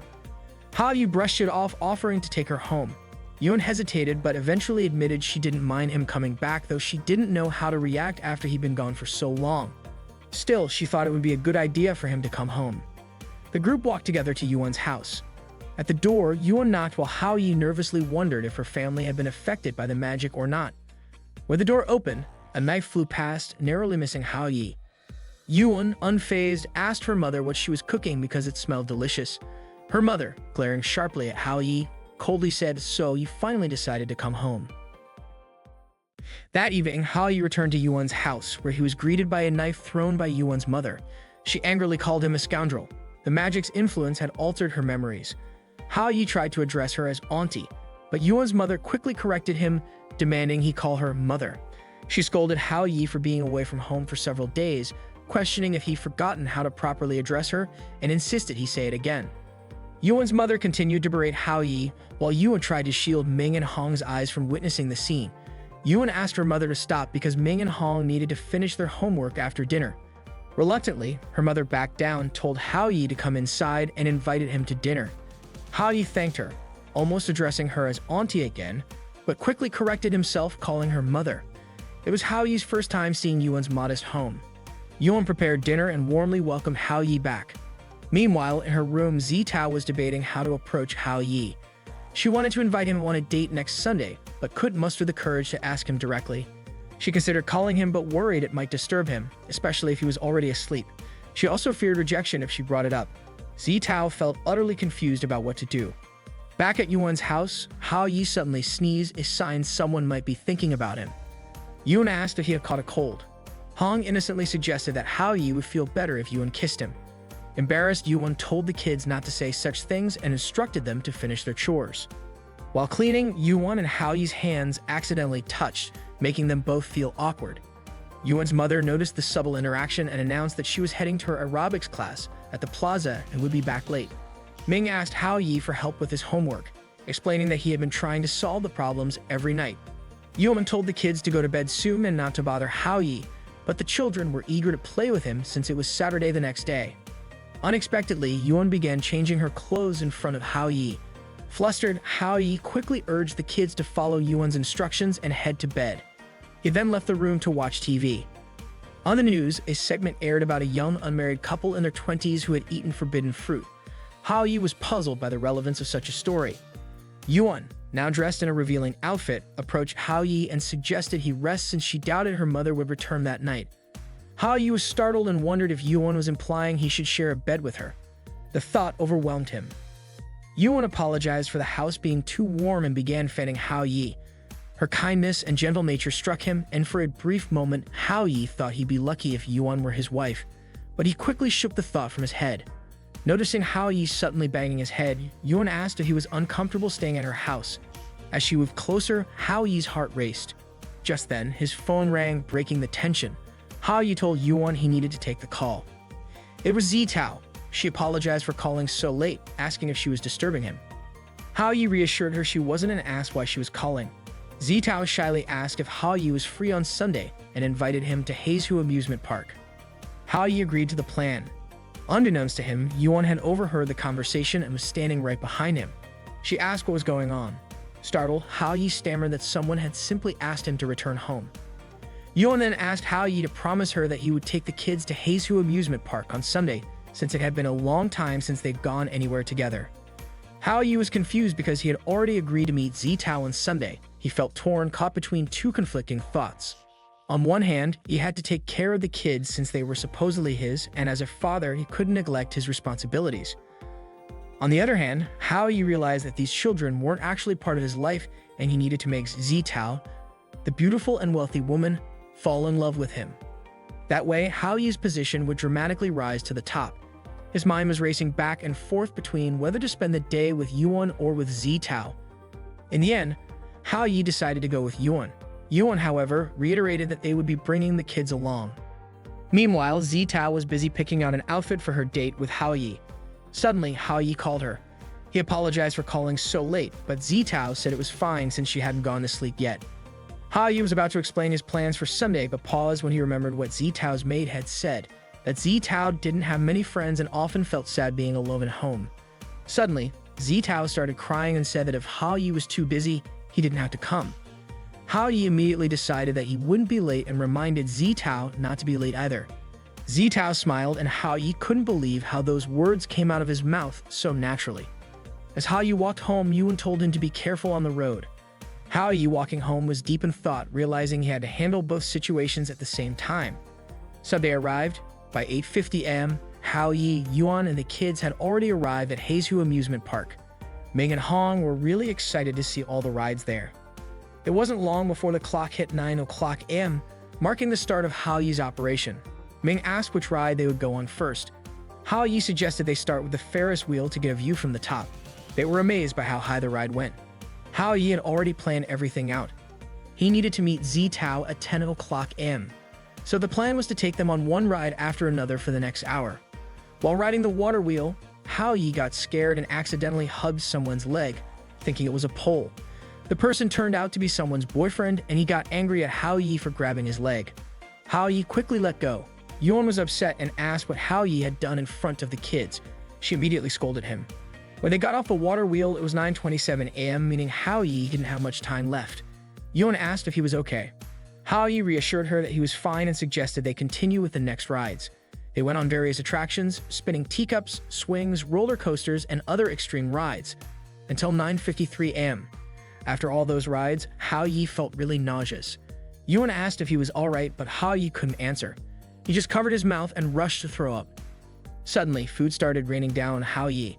Tata appeared and commented, saying life was short, so why was Hao Yi suffering like this? She said all the food was for him. Hao Yi, irritated, told Tata not to mess with him. Then, a watermelon fell on his head. Tata explained that she came to offer advice, but Hao Yi hadn't even thanked her. Hao Yi replied that he didn't have time to talk to her since he only had 10 minutes left and needed to meet Zi Tao. Tata asked if Hao Yi was sure about his plan and if he needed help. Hao Yi responded by saying Tata shouldn't underestimate people, and from then on, he just wanted to follow his lead. Hao Yi's plan was simple. At 9:53 a.m., he would sneak out of the souvenir shop. At 9:55 a.m., he would jump the fence from the alley to the plaza. At 9:57 a.m., he would pass through the carousel area. At 9:58 a.m., he would quickly pass the vendors. At 9:59 a.m., Hao Yi would still have 1 minute to meet Zi Tao. Hao Yi hopes Zi Tao would be like most girls and show up a little late for a date. That would give him just enough time to fix his hair. Finally, at 10 o'clock a.m., Hao Yi met Zi Tao. It was exactly 9:59 a.m. and Hao Yi still had 1 minute left before meeting Zi Tao. He thought Zi Tao would probably be like most girls and show up a little late for their date. Finally, Hao Yi arrived on time to meet her.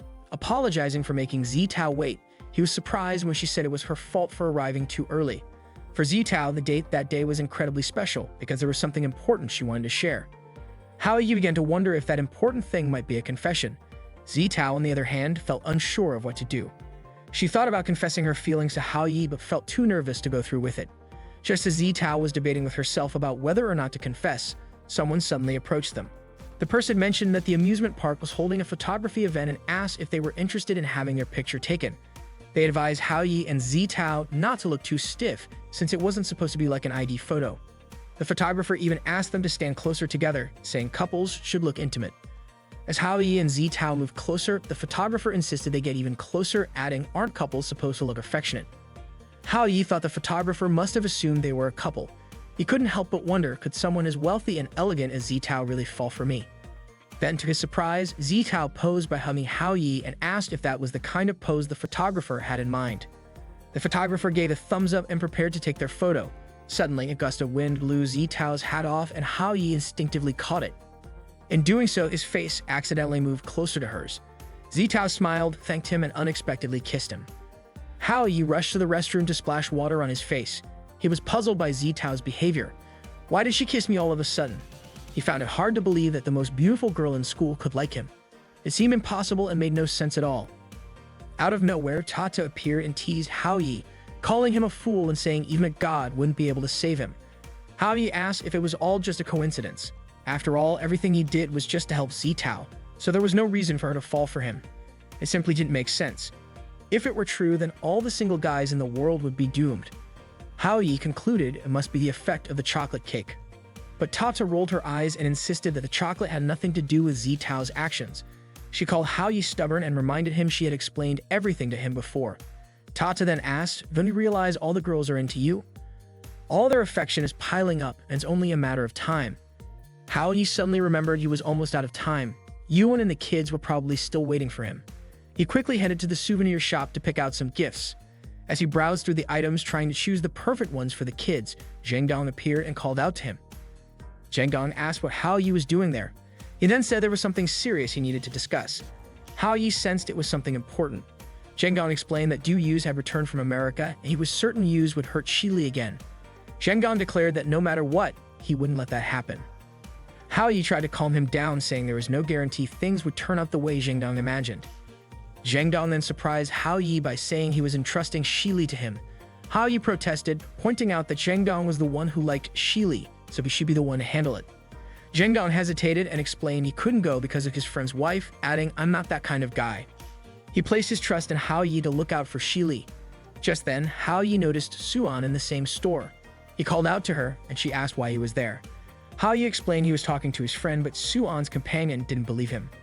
They accused Hao Yi of being a pervert, insisting he must have been following Suan. Hao Yi denied it, trying to convince them it wasn't what they thought. Suddenly, Zitao called him.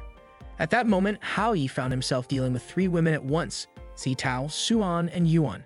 He was racking his brain over how to divide his time between them, especially since both Zitao and Yuan had been waiting for him for quite some time. He had no idea what to do.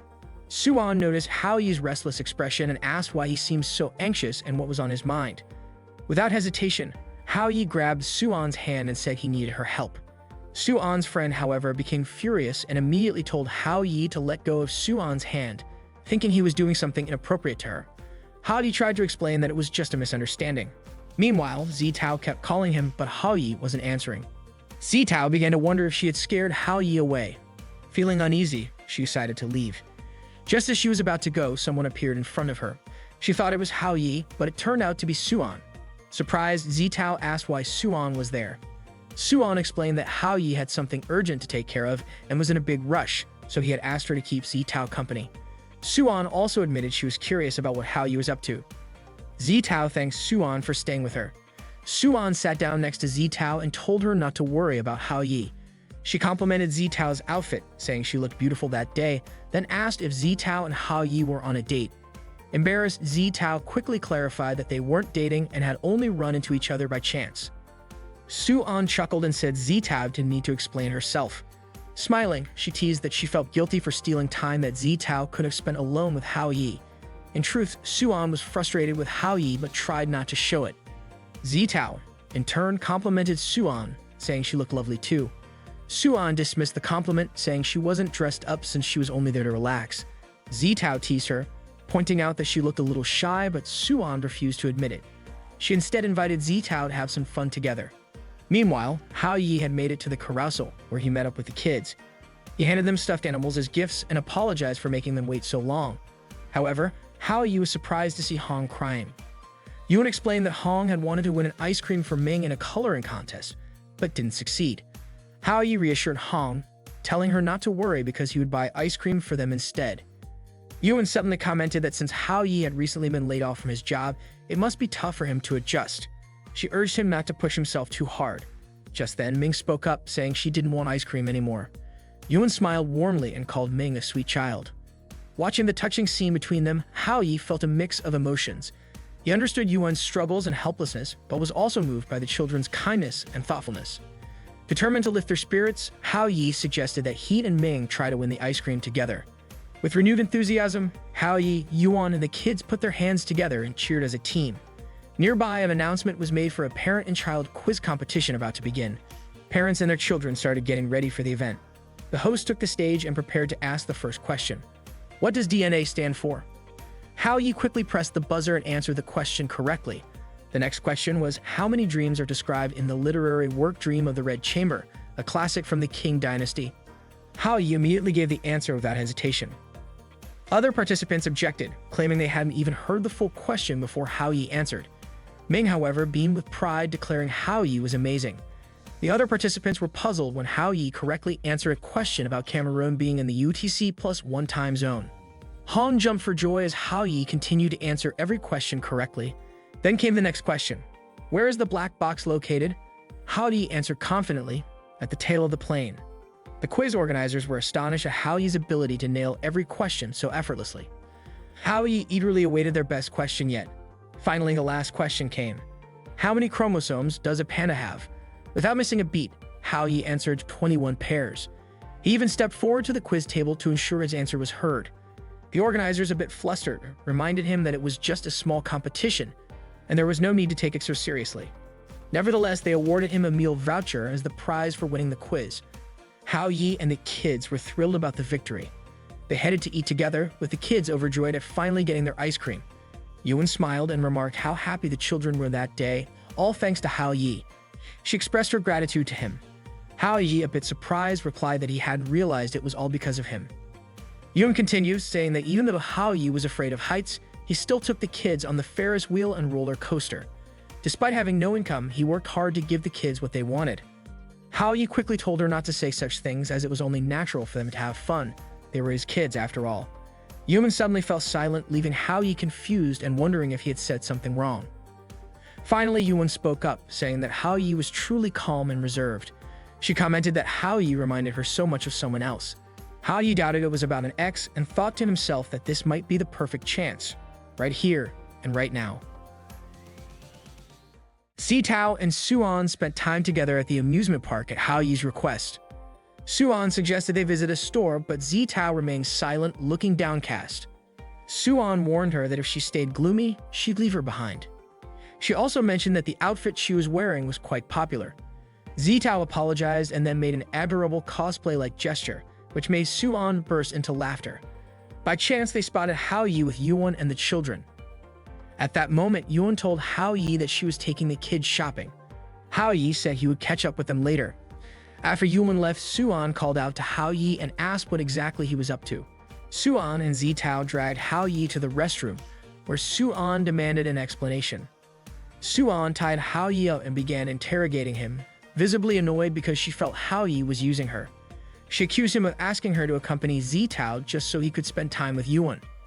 Hao Yi insisted that she had misunderstood him. He explained that his encounter with Yuan was purely coincidental. Suan wasn't entirely convinced because both she and Zitao had clearly seen Hao Yi with Yuan, whose eyes were red as if she had been crying. Holding a broom close to Hao Yi's face, Suan demanded that he tell her the truth about what had happened. Hao Yi explained what transpired at the cafe. He had asked Yuan why he had never heard her talk about her father. He told her she didn't have to carry all the burdens alone and admitted he had only just realized that Yuan came from a single-parent family. He pointed out how her mother worked so hard to support them and asked whether her father cared at all about his wife and children. Hao Yi also questioned whether her father sent any financial support, considering the family's situation, and if it was possible that he would never return to see her again. Yuan, visibly upset, slammed the table, startling everyone in the cafe. Hao Yi explained that he had only intended to catch her off guard to get her to open up. That way he could help her. But Yuan ended up crying, refusing to explain anything, perhaps because she wasn't ready to share. That's the real story, Hao Yi said. He admitted that he had only meant well for Yuan. Suan asked if he was telling the truth. Hao Yi nodded and insisted that he had never lied. Zitao expressed sympathy for Yuan and Suan agreed. She admitted she hadn't realized that Yuan was a single parent raising her two younger siblings, whom they had seen earlier. Suan remarked that Hao Yi's words about Yuan's father were like pouring salt on an open wound. She added that it must be incredibly tough for Yuan to take care of her siblings and wake up early every day. Hao Yi shouted, asking to be untied. Suan eventually let him go, acknowledging that Hao Yi's meeting with Yuan was a coincidence and that Yuan had genuinely needed help. However, she warned him that if he ever lied to her again, she wouldn't forgive him. Hao Yi agreed. Zitao urged Hao Yi to support Yuan and even offered to help if he needed anything. Hao Yi hurried off to catch up with Yuan. Later, while Suan and Zitao were at the cafe, Suan asked Zitao why she had let Hao Yi leave like that and whether she was okay with him being with Yuan. Zitao replied that Yuan was in a tough spot and that Hao Yi was determined to help her, so there was no point in holding him back. Suan was moved and remarked how incredible it was, especially since Hao Yi and Zitao had been on a date. Zitao quickly denied it, saying they hadn't been on a date and that meeting Hao Yi had been purely coincidental. Her flustered response made Suan laugh. Suan told Zitao there was no need to explain anything to her. Meanwhile, Hao Yi, Yuan, and the kids were at an aquarium watching fish. Yuan reminded the kids to be careful so they wouldn't fall. Hao Yi was about to apologize to Yuan for their conversation at the cafe, but Yuan reassured him that he wasn't at fault. She understood that Hao Yi just wanted to know the truth. When a photographer passed by, Hao Yi asked if he could take a few pictures of them. They ended up taking photos together. Ming and Hong were overjoyed that day. The photographer was surprised to hear the kids calling Hao Yi dad and wondered about his relationship with the girl he had seen him with earlier. Later, Hao Yi accompanied them back home. Yuan thanked Hao Yi for making the day so enjoyable for her and the kids. Hao Yi tried to apologize again, but Yuan told him not to blame himself. She knew his intentions were good. However, she asked him not to tell her mother about their earlier conversation. Hao Yi agreed. Yuan went inside and said goodnight to Hao Yi. As Hao Yi stood there, he wondered if he had gone too far. He realized he couldn't learn anything directly from Yuan's mother and didn't know what to do next. Just thinking about meeting Yuan's mother made him anxious. He took out a photo from his pocket. It was the picture they had taken together earlier. Hao Yi recalled what Tata had once said, that memories created by illusions often had some connection to reality, and that the truth was often hidden within those false memories. Hao Yi figured he would need to start by learning more about the people close to Yuan. The next day, Hao Yi went to the grade school Yuan used to attend. He wanted to investigate there. As he was about to step inside, the school's security guard stopped him. The guard said that not just anyone could enter the school and asked where Hao Yi was from. Hao Yi casually replied that he was just a young pioneer and tried to walk in. The guard chased after him, yelling at Hao Yi not to run. Hao Yi dashed through the hallways until he reached the teacher's lounge. Certain that Yuan's homeroom teacher would be there, he burst into the room and immediately asked if the teacher was present. All the teachers in the room glared at him. They asked who he was and why he was out of class during school hours. They even demanded to see his identification.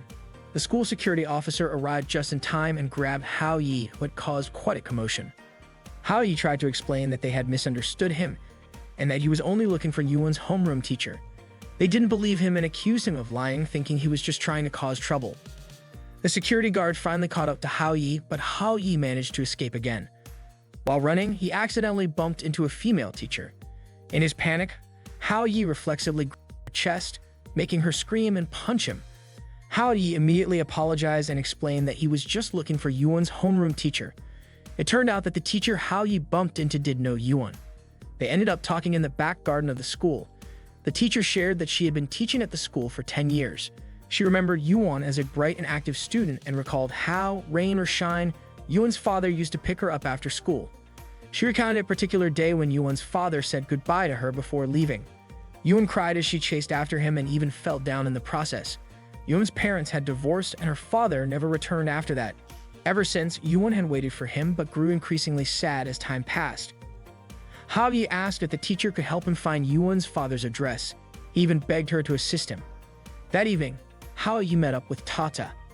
Tata teased him, but Hao Yi's expression was unusually serious. It was clear that Yuan's situation was still weighing on his mind. Tata found it strange.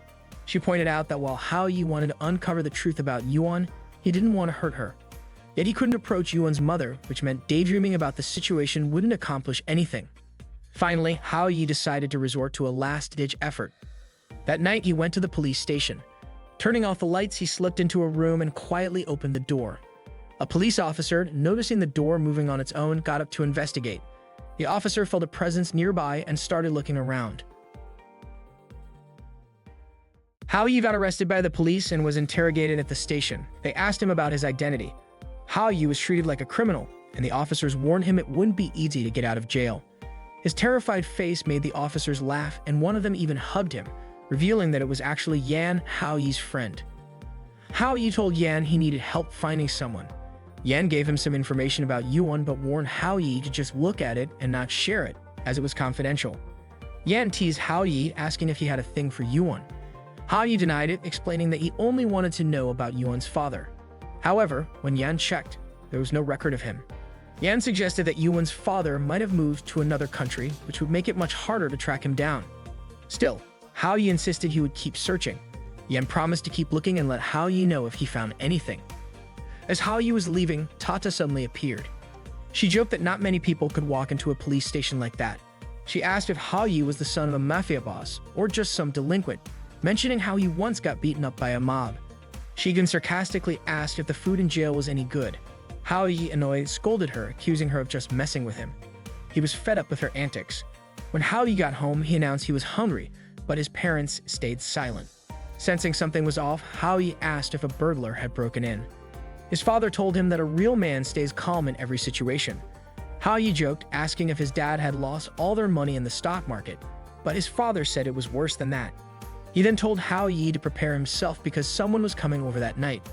Hao Yi asked if it was a debt collector and suggested they call the police. Just then, Shi Li walked in, asking why Hao Yi wanted to call the cops. Hao Yi was stunned to see her. Shi Li said she hadn't seen him in a while and asked if he missed her. Without waiting for an answer, she grabbed Hao Yi and pulled him to his room. Hao Yi begged his parents for help, but instead, his dad grabbed his hand and told him it was time to test his strength. Hao Yi, shocked, thought he was being rescued, but his dad let go and Shi Li dragged him into the room. In the room, Shi Li said she couldn't wait any longer. Hao Yi, confused, asked what she was planning. Shi Li hugged him and said they would play horsey that night. Panicking, Hao Yi screamed for his parents, but they didn't intervene. Desperate, he excused himself to the bathroom and told Shi Li to go to sleep first. After spending 3 hours in the bathroom, he returned to find Shi Li sound asleep. Watching her, Hao Yi thought she looked beautiful when she was calm. Suddenly, Shi Li mumbled his name in her sleep and Hao Yi couldn't help but smile. It reminded him of their grade school days when Shi Li had given him a lunchbox she made. She said it was meant for the 6th grade class president, but she gave it to Hao Yi out of pity. Right after handing it over, she left. That memory was a sweet one for Hao Yi. With morning approaching, Hao Yi decided it was too late to sleep, so he stayed up. While staring at a photo from an amusement park trip, he began wondering what Yuan was doing. Though he felt tired, he found himself enjoying the moment for some reason. Maybe that's how Yuan felt about being a parent. At 4 a.m., Yan called and told Hao Yi he had found information about Yuan's father, Lin Yujia, and even got 20 phone numbers. Just as Hao Yi was about to leave, Shi Li hugged him and asked what he was doing making calls in the middle of the night. Hao Yi didn't know when Shi Li had woken up, but she started trying to take off his pants. The next morning at school, Hao Yi was still groggy since he'd only slept for 2 hours. Suddenly, Shi Li greeted him and said that last night was so much fun, adding that they should continue on the bed tonight. Everyone in the class stared at them in shock. Without giving Hao Yi a chance to explain, his classmates yelled at him and ganged up to beat him. Yuan overheard the commotion and got upset, thinking Hao Yi was cheating on her again. Poor Hao Yi, just when he thought he could relax for a bit. Later, Hao Yi started calling the phone numbers Yan had given him. The first number was inactive. When he called the second, someone answered but mistook him for an insurance agent. The third number connected, but when Hao Yi asked if it was Yujia, the person on the line said there was no Yujia and started offering names like Andy and Mike. Panicking, Hao Yi quickly hung up. He tried several more numbers, but they were all wrong. Only one number was left. Hao Yi called it, and this time the number was active. Meanwhile, a woman walked into her boss's office and told him he had a call on one of his rarely used lines. The boss explained that it was his private line and forbade her from answering it. Hao Yi waited, confused as to why no one was picking up, and eventually fell asleep. After school, Hao Yi tried calling the last number again, determined to keep trying until someone answered. At that time, Yujia was at a supermarket and his phone was ringing. People around him pointed it out, prompting Yujia to finally answer. Hao Yi asked if this was really Yujia. Yujia replied by asking who Hao Yi was and how he got his number. Hao Yi confidently said he was Yujia's son-in-law. Shocked, Yujia said that couldn't be true since Yuan wasn't married. Hao Yi laughed and admitted it wasn't true, but added that they already had 2 kids, leaving Yujia even more shocked. Hao Yi then told Yujia that he had been gone for years and that Yuan missed him deeply. He pleaded with Yujia to come back and see his grandchildren. Yujia explained that he was living abroad, but the supermarket then made an announcement about a missing item in the local language. This made Hao Yi suspect that Yujia was still in the country. Hao Yi told him that Yuan just wanted to see her father again and that hiding wouldn't solve anything. He reminded Yujia that it had been 10 years since he left and that Yuan hadn't seen him since. Hao Yi even questioned whether a man should abandon his responsibilities like that. But Yujia revealed something shocking. Yuan wasn't his biological daughter. Hao Yi was stunned and accidentally dropped his phone. He couldn't believe what he had just heard. Suddenly, Tata appeared and asked if Hao Yi still wanted to keep searching after learning the truth. Hao Yi walked to Yuan's house, his mind replaying Yujia's words. The revelation was unexpected, and Hao Yi felt he needed to ask Yuan's mother directly. He just wanted to understand what had happened. When he reached Yuan's house, he overheard her mother yelling at her. Her mother told Yuan to throw away the photo in her wallet, but Yuan refused. Her mother angrily declared that Yuan's father had been dead for a long time. Hao Yi was shocked. Yuan rushed out of the house, with children crying and chasing after her.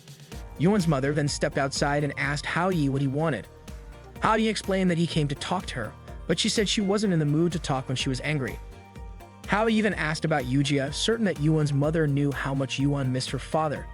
Yoon's mother questioned how Hao Yi knew about Yujia, asking if Yoon had told him. Then she asked Hao Yi to leave her alone and went back inside. Desperate, Hao Yi banged on the door, begging her to tell him the truth. Yoon's mother refused, saying the conversation was over. Hao Yi kept pleading, asking for a reason. Suddenly, an elderly woman appeared and told Hao Yi to leave Yuan's mother alone.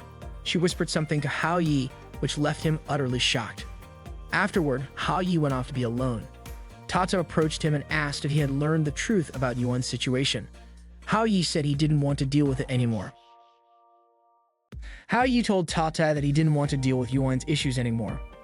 In the past, Yuan's mother, Xiao Xin, married Xiao He, who was a surgeon. Shortly after, Xiao He was called to duty. Xin waited eagerly for his return, but when her wish was finally granted, he came back lifeless. Everyone expressed their condolences to Xin, and his comrades said he was a hero. Things became even more difficult because Xin was pregnant with Yuan at the time. Xin considered Yuan to be a gift left behind by her late husband and vowed to raise her child healthfully. Fortunately, Yujia, a man who had once pursued Xin, was by her side and willing to care for her and the child she was carrying. Tata then asked why Xin and he had chosen to divorce. Hao Yi explained that not everyone could understand their kind of love. It turned out Yujia's family didn't accept Xin or her child. Yujia's parents scolded him for marrying Xin behind their backs. They even disowned Yujia, threatening to kick him out unless he divorced Xin. They refused to acknowledge him as their family. After years of estrangement from his family, Yujia eventually decided to change his approach. He tearfully asked Xin for a separation because his parents were aging and he needed to take care of them. At that moment, there was nothing Xin or Yuan could do. Hao Yi had heard this entire story from an elderly woman who lived next door to Yuan. At first, he didn't believe it, but one of his friends confirmed it was true. Yuan's father had indeed been a surgeon who died in the line of duty. Tata commented that if all of that were true, it was hard to blame anyone for what happened. She could understand why Yujia hadn't come back to see Yuan. Hao Yi's expression soured, and he said he no longer cared about Yuan's family issues and didn't want anything to do with it. Tata asked if Hao Yi was giving up just like that. She pointed out that the fact Yujia still kept his old phone meant he still cared about Xin and Yuan. Hao Yi disagreed. He said they were all irresponsible. Yuan's mother, despite working in a dangerous field, had pushed forward with her commitment, which only brought chaos to others. Yujia, on the other hand, should have respected his marriage vows. He couldn't just come and go as he pleased. Hao Yi argued that even if he managed to bring Yujia back, it would be pointless. Tata grew curious about why Hao Yi was so upset. Hao Yi said he couldn't understand why Yuan's mother had chosen to trust Yujia. He was sure she had prepared herself for everything she went through and the consequences that came with it, meaning she had to shoulder it all alone. There was no one else to blame. Hao Yi was still angry because, if that was the case, why was he even involved in their problems? Tata reminded him that he had already done his best. She asked if police officers weren't allowed to marry and have children. Yujia had taken on the burden of a broken family and raised Yuan for years. Wasn't that proof that Yujia loved Yuan's mother and Yuan herself? Hao Yi asked Tata to stop following him. Tata couldn't understand what was really going on with Hao Yi. That night, Hao Yi went home with a gloomy expression. His mother greeted him and told him to wash his hands before dinner. His father asked why he was late again. Frustrated, Hao Yi snapped, asking since when they had started caring about him. His parents were shocked by his response. Hao Yi's mother guessed that he might be dealing with something heavy lately. She suggested that her husband try talking to him, but Hao Yi's father said that their son was an adult and could handle his problems on his own. Suddenly, there was a commotion from Hao Yi's room. He had thrown all of his books onto the floor and a photo from an amusement park outing accidentally fell down. Hao Yi picked it up and realized he shouldn't have taken out his anger on Yuan's family. He felt deeply ashamed of himself, especially since he had even argued with Tata over the issue. Hao Yi thought he was pathetic. For Yuan's family and for himself, he knew he couldn't give up so easily. He wondered if Tata also blamed him. Suddenly, Tata appeared and asked Hao Yi if he hadn't said he didn't want to come back. Hao Yi was startled, and Tata added that a man should keep his word. Hao Yi snapped at her, telling her not to show up unannounced and especially not to eavesdrop from outside. Both of them ended up laughing together. The next day, Hao Yi called Yujia again. Yujia told Hao Yi not to call him anymore, saying he was busy and in the middle of a meeting. Hao Yi apologized for being so forward and said he now understood the situation between Yujia and Yuan's mother. Yujia was relieved to hear that Hao Yi finally got what he had been feeling. However, Hao Yi continued, saying that as an outsider he could sympathize with Yujia, but as a man, running away wasn't the right way to solve a problem. Hao Yi pointed out that Yujia had kept the same phone number for years. Wasn't that proof that he still cared about Yuan and her mother? Hagi added that Yuan really wanted to be with Yujia and that Yuan's mother was struggling. At a time like this, they really needed Yujia. Without another word, Yujia hung up the phone. Tata encouraged Hao-yi to keep trying. Meanwhile, Suan had taken on a part-time job at a cafe to help fund her sports club. Zitao kept ordering drinks repeatedly just to talk to Suan. All Zitao wanted was to chat with Suan for a bit longer. However, Suan declined, explaining she was working. Undeterred, Zitao ordered 3 more cups of coffee so she could keep talking to Suan. Suan scolded her, warning that drinking too much coffee could make her pass out. Her boss immediately reprimanded Suan, prompting her to treat Zitao more politely. Suan asked why Zitao didn't just spend time with Hao-yi instead. Zitao mentioned that Hao-yi had been acting strangely lately. She'd often seen him on the phone with someone. As Suan brought Zitao's coffee order, she asked if there was anything else Zitao needed. Zitao mentioned that her father wanted to talk to her next week and admitted she had no idea what to do. She asked Suan to help her come up with an idea. Suan brushed her off, saying the cafe wasn't the place for counseling. Zitao finally left and Suan returned to work, muttering to herself that Zitao might actually be drunk or maybe drinking so much coffee could have the same effect. The next day, Hao-yi tried calling Yujia again, but the number couldn't be reached. Hao-yi guessed Yujia was upset about being constantly contacted. Tata remarked that despite all the calls, Yujia hadn't blocked Hao-yi's number yet, so maybe he didn't mind as much as he let on. Hao-yi then asked Tata if no girls had come to bother him during the 2-week summer break. He wondered if the magic had worn off, or if only 3 of them had eaten the cake. Tata teased him for hoping too much. She explained that under normal circumstances, the love magic followed certain boundaries, meaning it only worked within specific areas or moments. Hao-yi mused that if he kept everyone together, no one else could bother him. He got excited, calling it a brilliant idea. However, Tata quickly shot him down, saying she wouldn't let him do that. Hao-yi couldn't go against the system. Hao-yi didn't care, claiming he enjoyed spending time with the kids. He decided to go out and invite Yuan and the children to paint some landscapes. Tata couldn't understand Hao-yi's behavior. He had previously sworn not to care about Yuan anymore, but now he suddenly wanted to spend time with her and the children. That afternoon, Hao-yi and Yuan went to the children's school to pick them up. Hao-yi invited them to go to the park, and the kids were thrilled, imagining all the butterflies and caterpillars they might see there. As they were crossing the street, a reckless car suddenly hit Yuan. Medical personnel quickly arrived to assist the accident victim and transported her by ambulance to the hospital. Suan was shocked when she received news of the accident. The ambulance sped past a car carrying Zitao and her father. Inside the car, Zitao's father asked if there was anywhere she wanted to visit during the summer vacation. He mentioned that in September, her grandfather would be celebrating his birthday and many prominent guests were expected to attend the party. However, he added that her grandfather had said it might be better if Zitao didn't attend. Zitao's father explained that her grandfather was getting older and probably wouldn't change his perspective on certain things. He apologized for not being able to take her. Zitao replied that she wasn't looking forward to going back to their old home anyway, and that as long as her father was with her, she felt content. She also mentioned that she was already happy that day.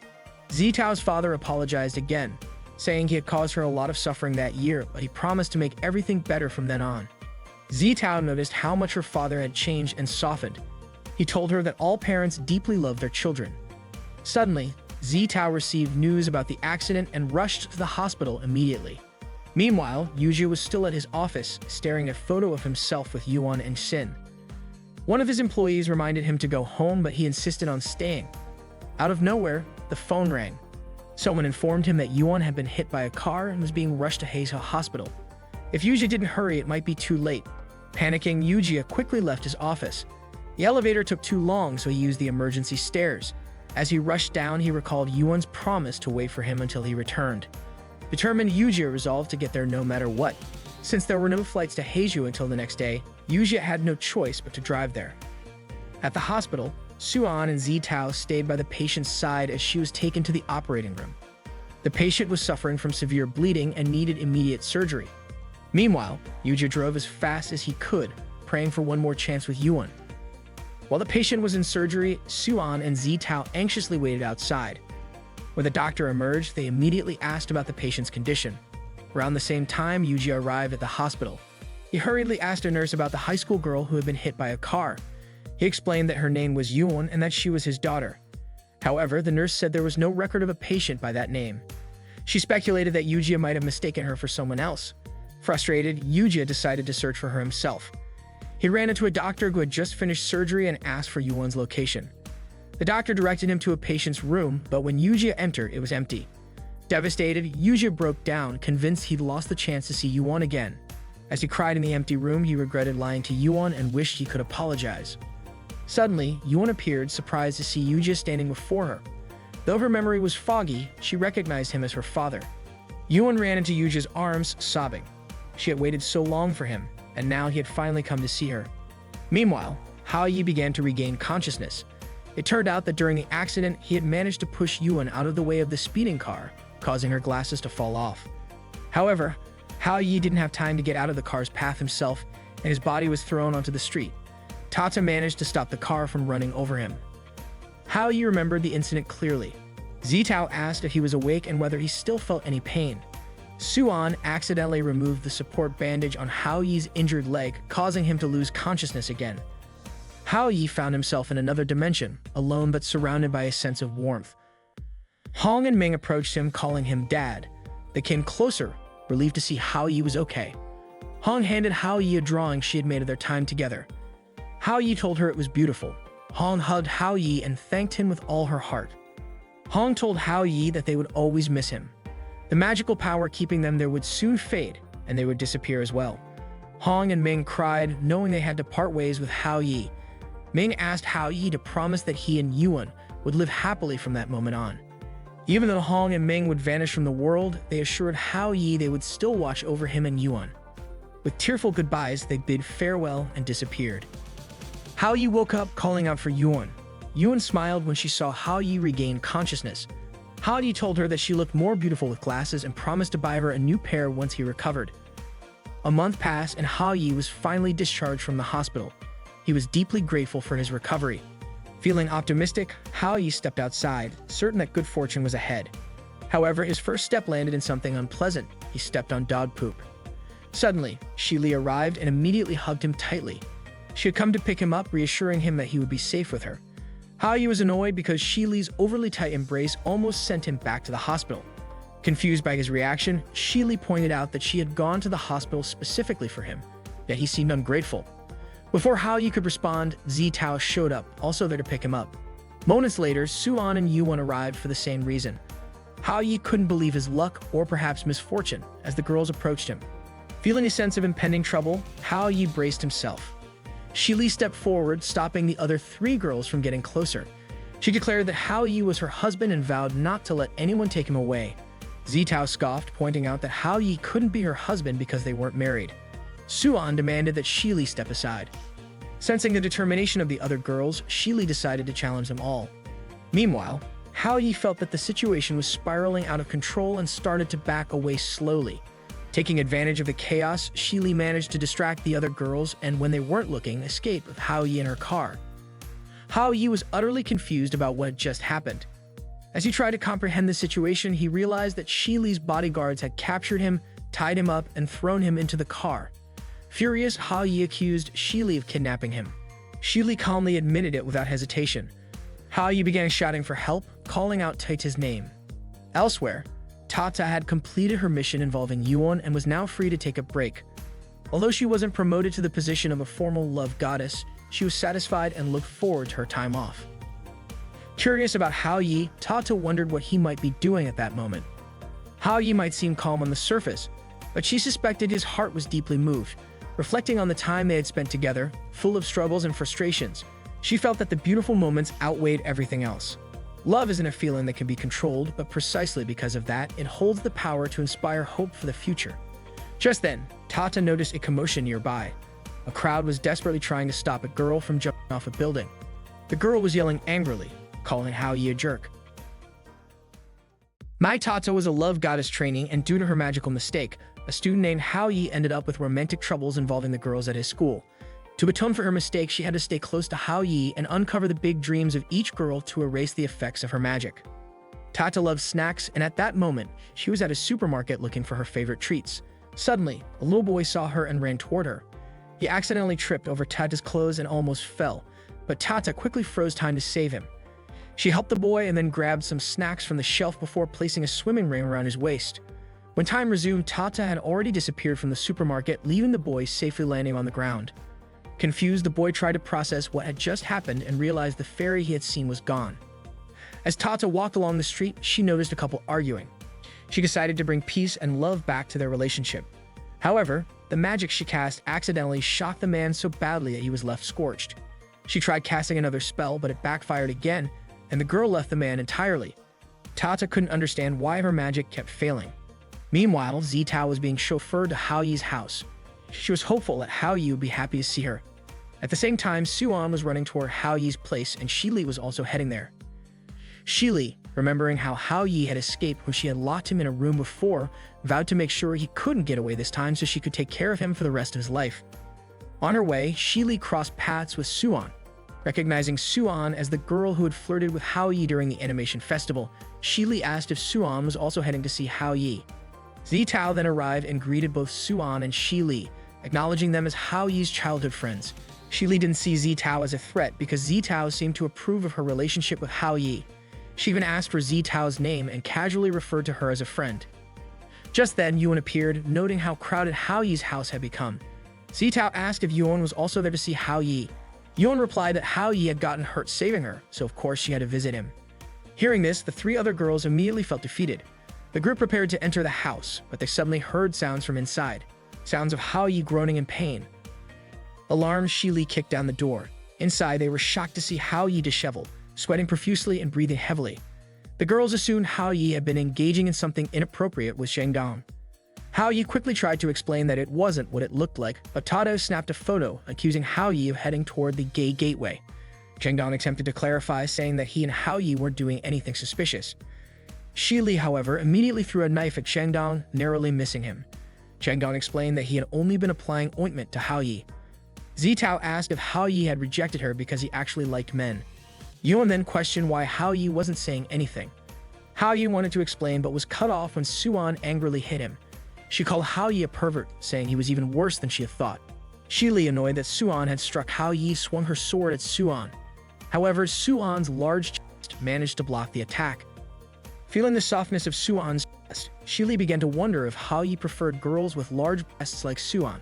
To calm the situation, Hao Yi handed them water, but it was clear that Suan and Shi Li dislike each other. Yuan then mentioned that she had made soup for Hao Yi. Unbeknownst to her, the other three girls had also prepared soup for him. Hao Yi could already imagine the suffering he'd endure from being forced to eat all their soups. Shi Li proudly declared that she had made rib bone soup with berries.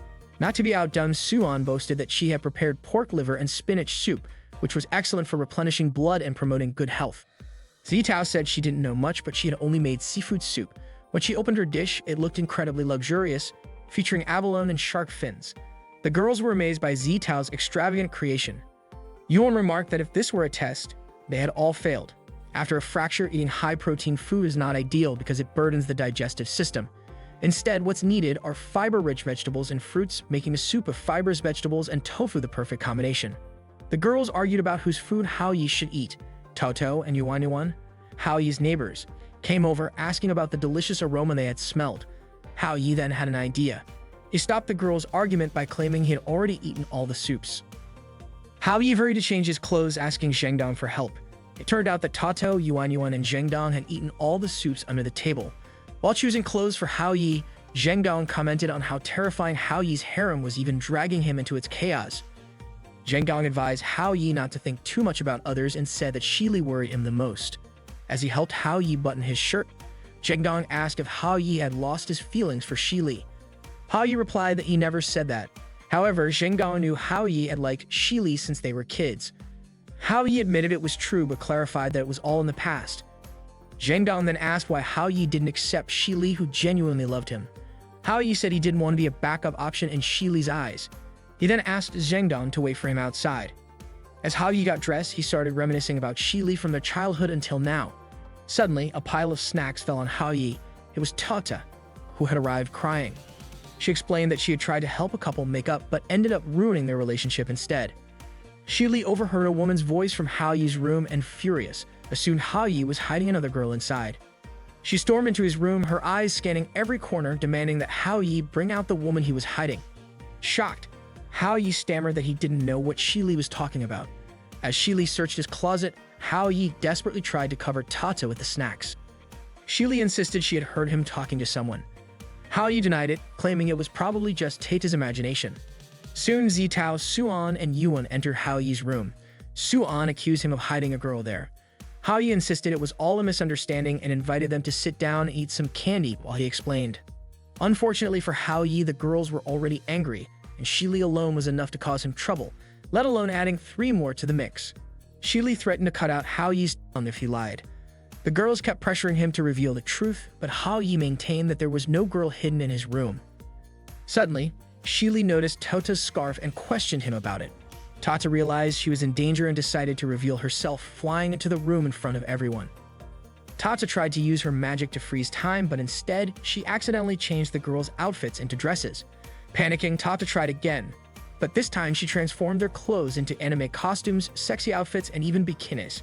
To make things worse, Hao Yi seemed to enjoy the spectacle. Suan immediately slapped Hao Yi, calling him a pervert. Tata started crying because her magic had failed, but luckily, she managed to regain control and made everyone forget what had just happened. Hao Yi asked if Tata's powers were out of control because she'd eaten too much. Tata retorted that eating was a basic need for life and blamed Hao Yi instead for not resolving the issues caused by the chocolate cake. If the situation dragged on, her magic powers would weaken, and she might end up turning into a regular human. As Hao Yi was about to leave, he suddenly heard someone mention his name on TV. It was Sandy, a famous idol singer who had been performing since childhood and had gained significant fame in recent years. Hao Yi couldn't even recall if he knew her. Perhaps she was talking about some other Hao Yi. Suddenly, petals started falling, transporting Hao Yi to another dimension. There, Hao Yi and Tata saw Sandy approaching, singing as she arrived. Sandy greeted Hao Yi and asked why he hadn't invited her to play, so she had decided to come and see him herself. Hao Yi was bewildered, not understanding how Sandy even knew him. Tata speculated that Sandy might have eaten the magical chocolate as well. That chocolate could make people's dreams come true, which explained how Sandy had gained magical powers too. Hao Yi was overwhelmed, thinking about all the chaos he had faced so far: fake pregnancies, married life, children, and now a magical idol singer. Sandy smiled at Hao Yi and explained that she had discovered a path to the dream world. Hao Yi asked what kind of person he was in Sandy's memory. Sandy described him as an angel, her one true soulmate, and the person she trusted most in the world. To her, Hao Yi was also her emotional anchor, the one she wanted to share her dream world with, a place free from loneliness and sadness. Sandy led Hao Yi to a rooftop. Terrified, Hao Yi worried she might ask him to jump. Tata warned him not to get provoked, reminding him that Sandy was under the influence of the chocolate's magic. Tata urged Hao Yi to go along with Sandy for now. Hao Yi extended his hand to Sandy, who smiled warmly and took it. She flew into the air with Hao Yi, bringing him into her dream world. Sandy invited Hao Yi to her fantasy world, a place free from loneliness and sadness. Hao Yi initially thought he was going to fall, but instead, Sandy took him flying with her. However, she suddenly let go of him and Hao Yi began falling. Just as he was about to hit the ground, a giant paper airplane appeared, carrying them both as they soared freely through the sky. The fantasy world was full of wonders, with various animals floating in the sky. Hao Yi felt like he'd fallen down a rabbit hole. Tata laughed and teased him, saying he'd been reading too many fairy tales. She added that Hao Yi wasn't a rabbit and Sandy wasn't the white rabbit. Annoyed, Hao Yi snapped at Tata, frustrated that she was mocking him even after he'd almost died. Tata confidently assured him that he couldn't possibly die since they were in Sandy's home and Hao Yi was very important to her. Hao Yi asked Sandy again about their relationship. Sandy found it strange that Hao Yi had forgotten. They had been lovers since childhood and Hao Yi had always been there for her. Sandy reminded him that he was the one who had inspired her and encouraged her to become a star. He had supported her when no one else believed in her. Hao Yi suspected Sandy might have confused him with someone else. However, Sandy insisted that Hao Yi was the one who had held her up when she was weak. She hugged him tightly, saying she had come so far because of him. Sandy took Hao Yi flying again and dropped him onto the grass. Tata quickly checked on him, asking if he was okay. Hao Yi joked that he felt like he had died. Tata warned him that if he didn't do something soon, Sandy would inevitably take him to another dimension. Hao Yi was stunned to learn that the tree in the fantasy world was actually a gateway to another dimension. He asked if Cupid's chocolate was truly so powerful that it could create anything, even alternate worlds. Tata explained that Sandy's magic could turn her imagination into reality, and the universe itself was full of dimensions. According to Tata, love goddesses existed across the universe, and because humans have love, it was the goddesses' mission to help humans fulfill their dreams and find love. This had been their purpose for thousands of years. If Sandy's dream was to escape to another world, it wasn't surprising that the chocolate's magic had made it possible. Sandy invited Hao Yi to join her in the fantasy world. Hao Yi hesitated, fearing he might lose his humanity. However, he didn't know what Sandy would do if he rejected her. Thinking quickly, Hao Yi suggested they grab some ice cream together. As they talked, Sandy pointed out a massive mushroom in the sky. Hao Yi laughed, explaining that it was just a jellyfish from an aquarium. Hearing this, Sandy immediately conjured a gigantic aquarium around them. Hao Yi was shocked to find himself submerged in the aquarium, realizing he could actually breathe underwater. Sandy's world was breathtakingly beautiful, but it was also lonely. There was no one else in Sandy's world and nothing that could be shared. When Sandy saw dolphins, she wanted to take them into her fantasy world. Hao Yi quickly stopped her, warning that the dolphins cared deeply for their caretaker, who had raised them since birth and whom they considered their mother. Hao Yi feared the dolphins would be heartbroken if Sandy separated them from their mother.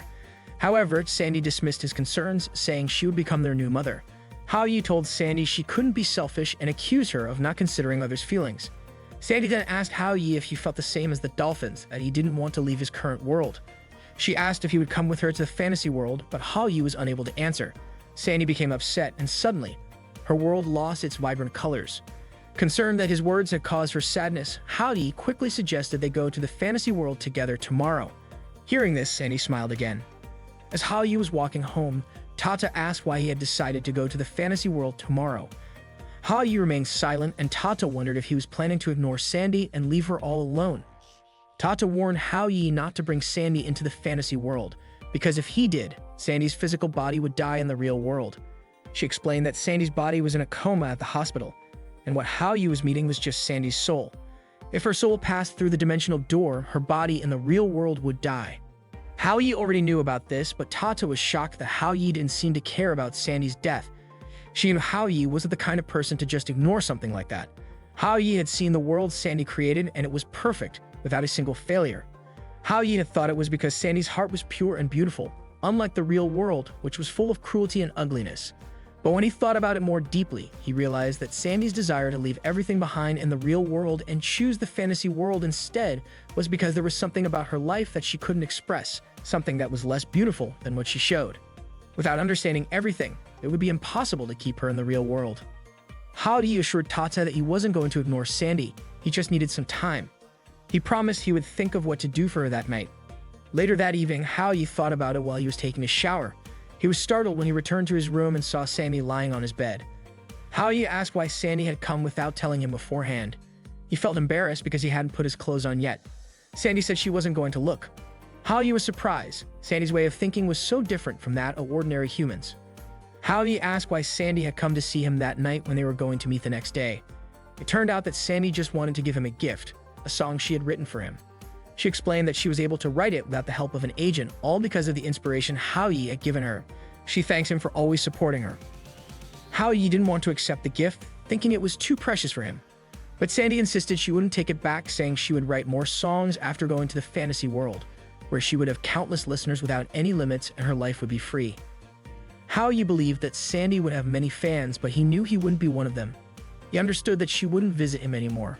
Suddenly, Tata appeared and said that Sandy couldn't wait until tomorrow. Would they just let Sandy die? Tata certainly couldn't let her client die by suicide.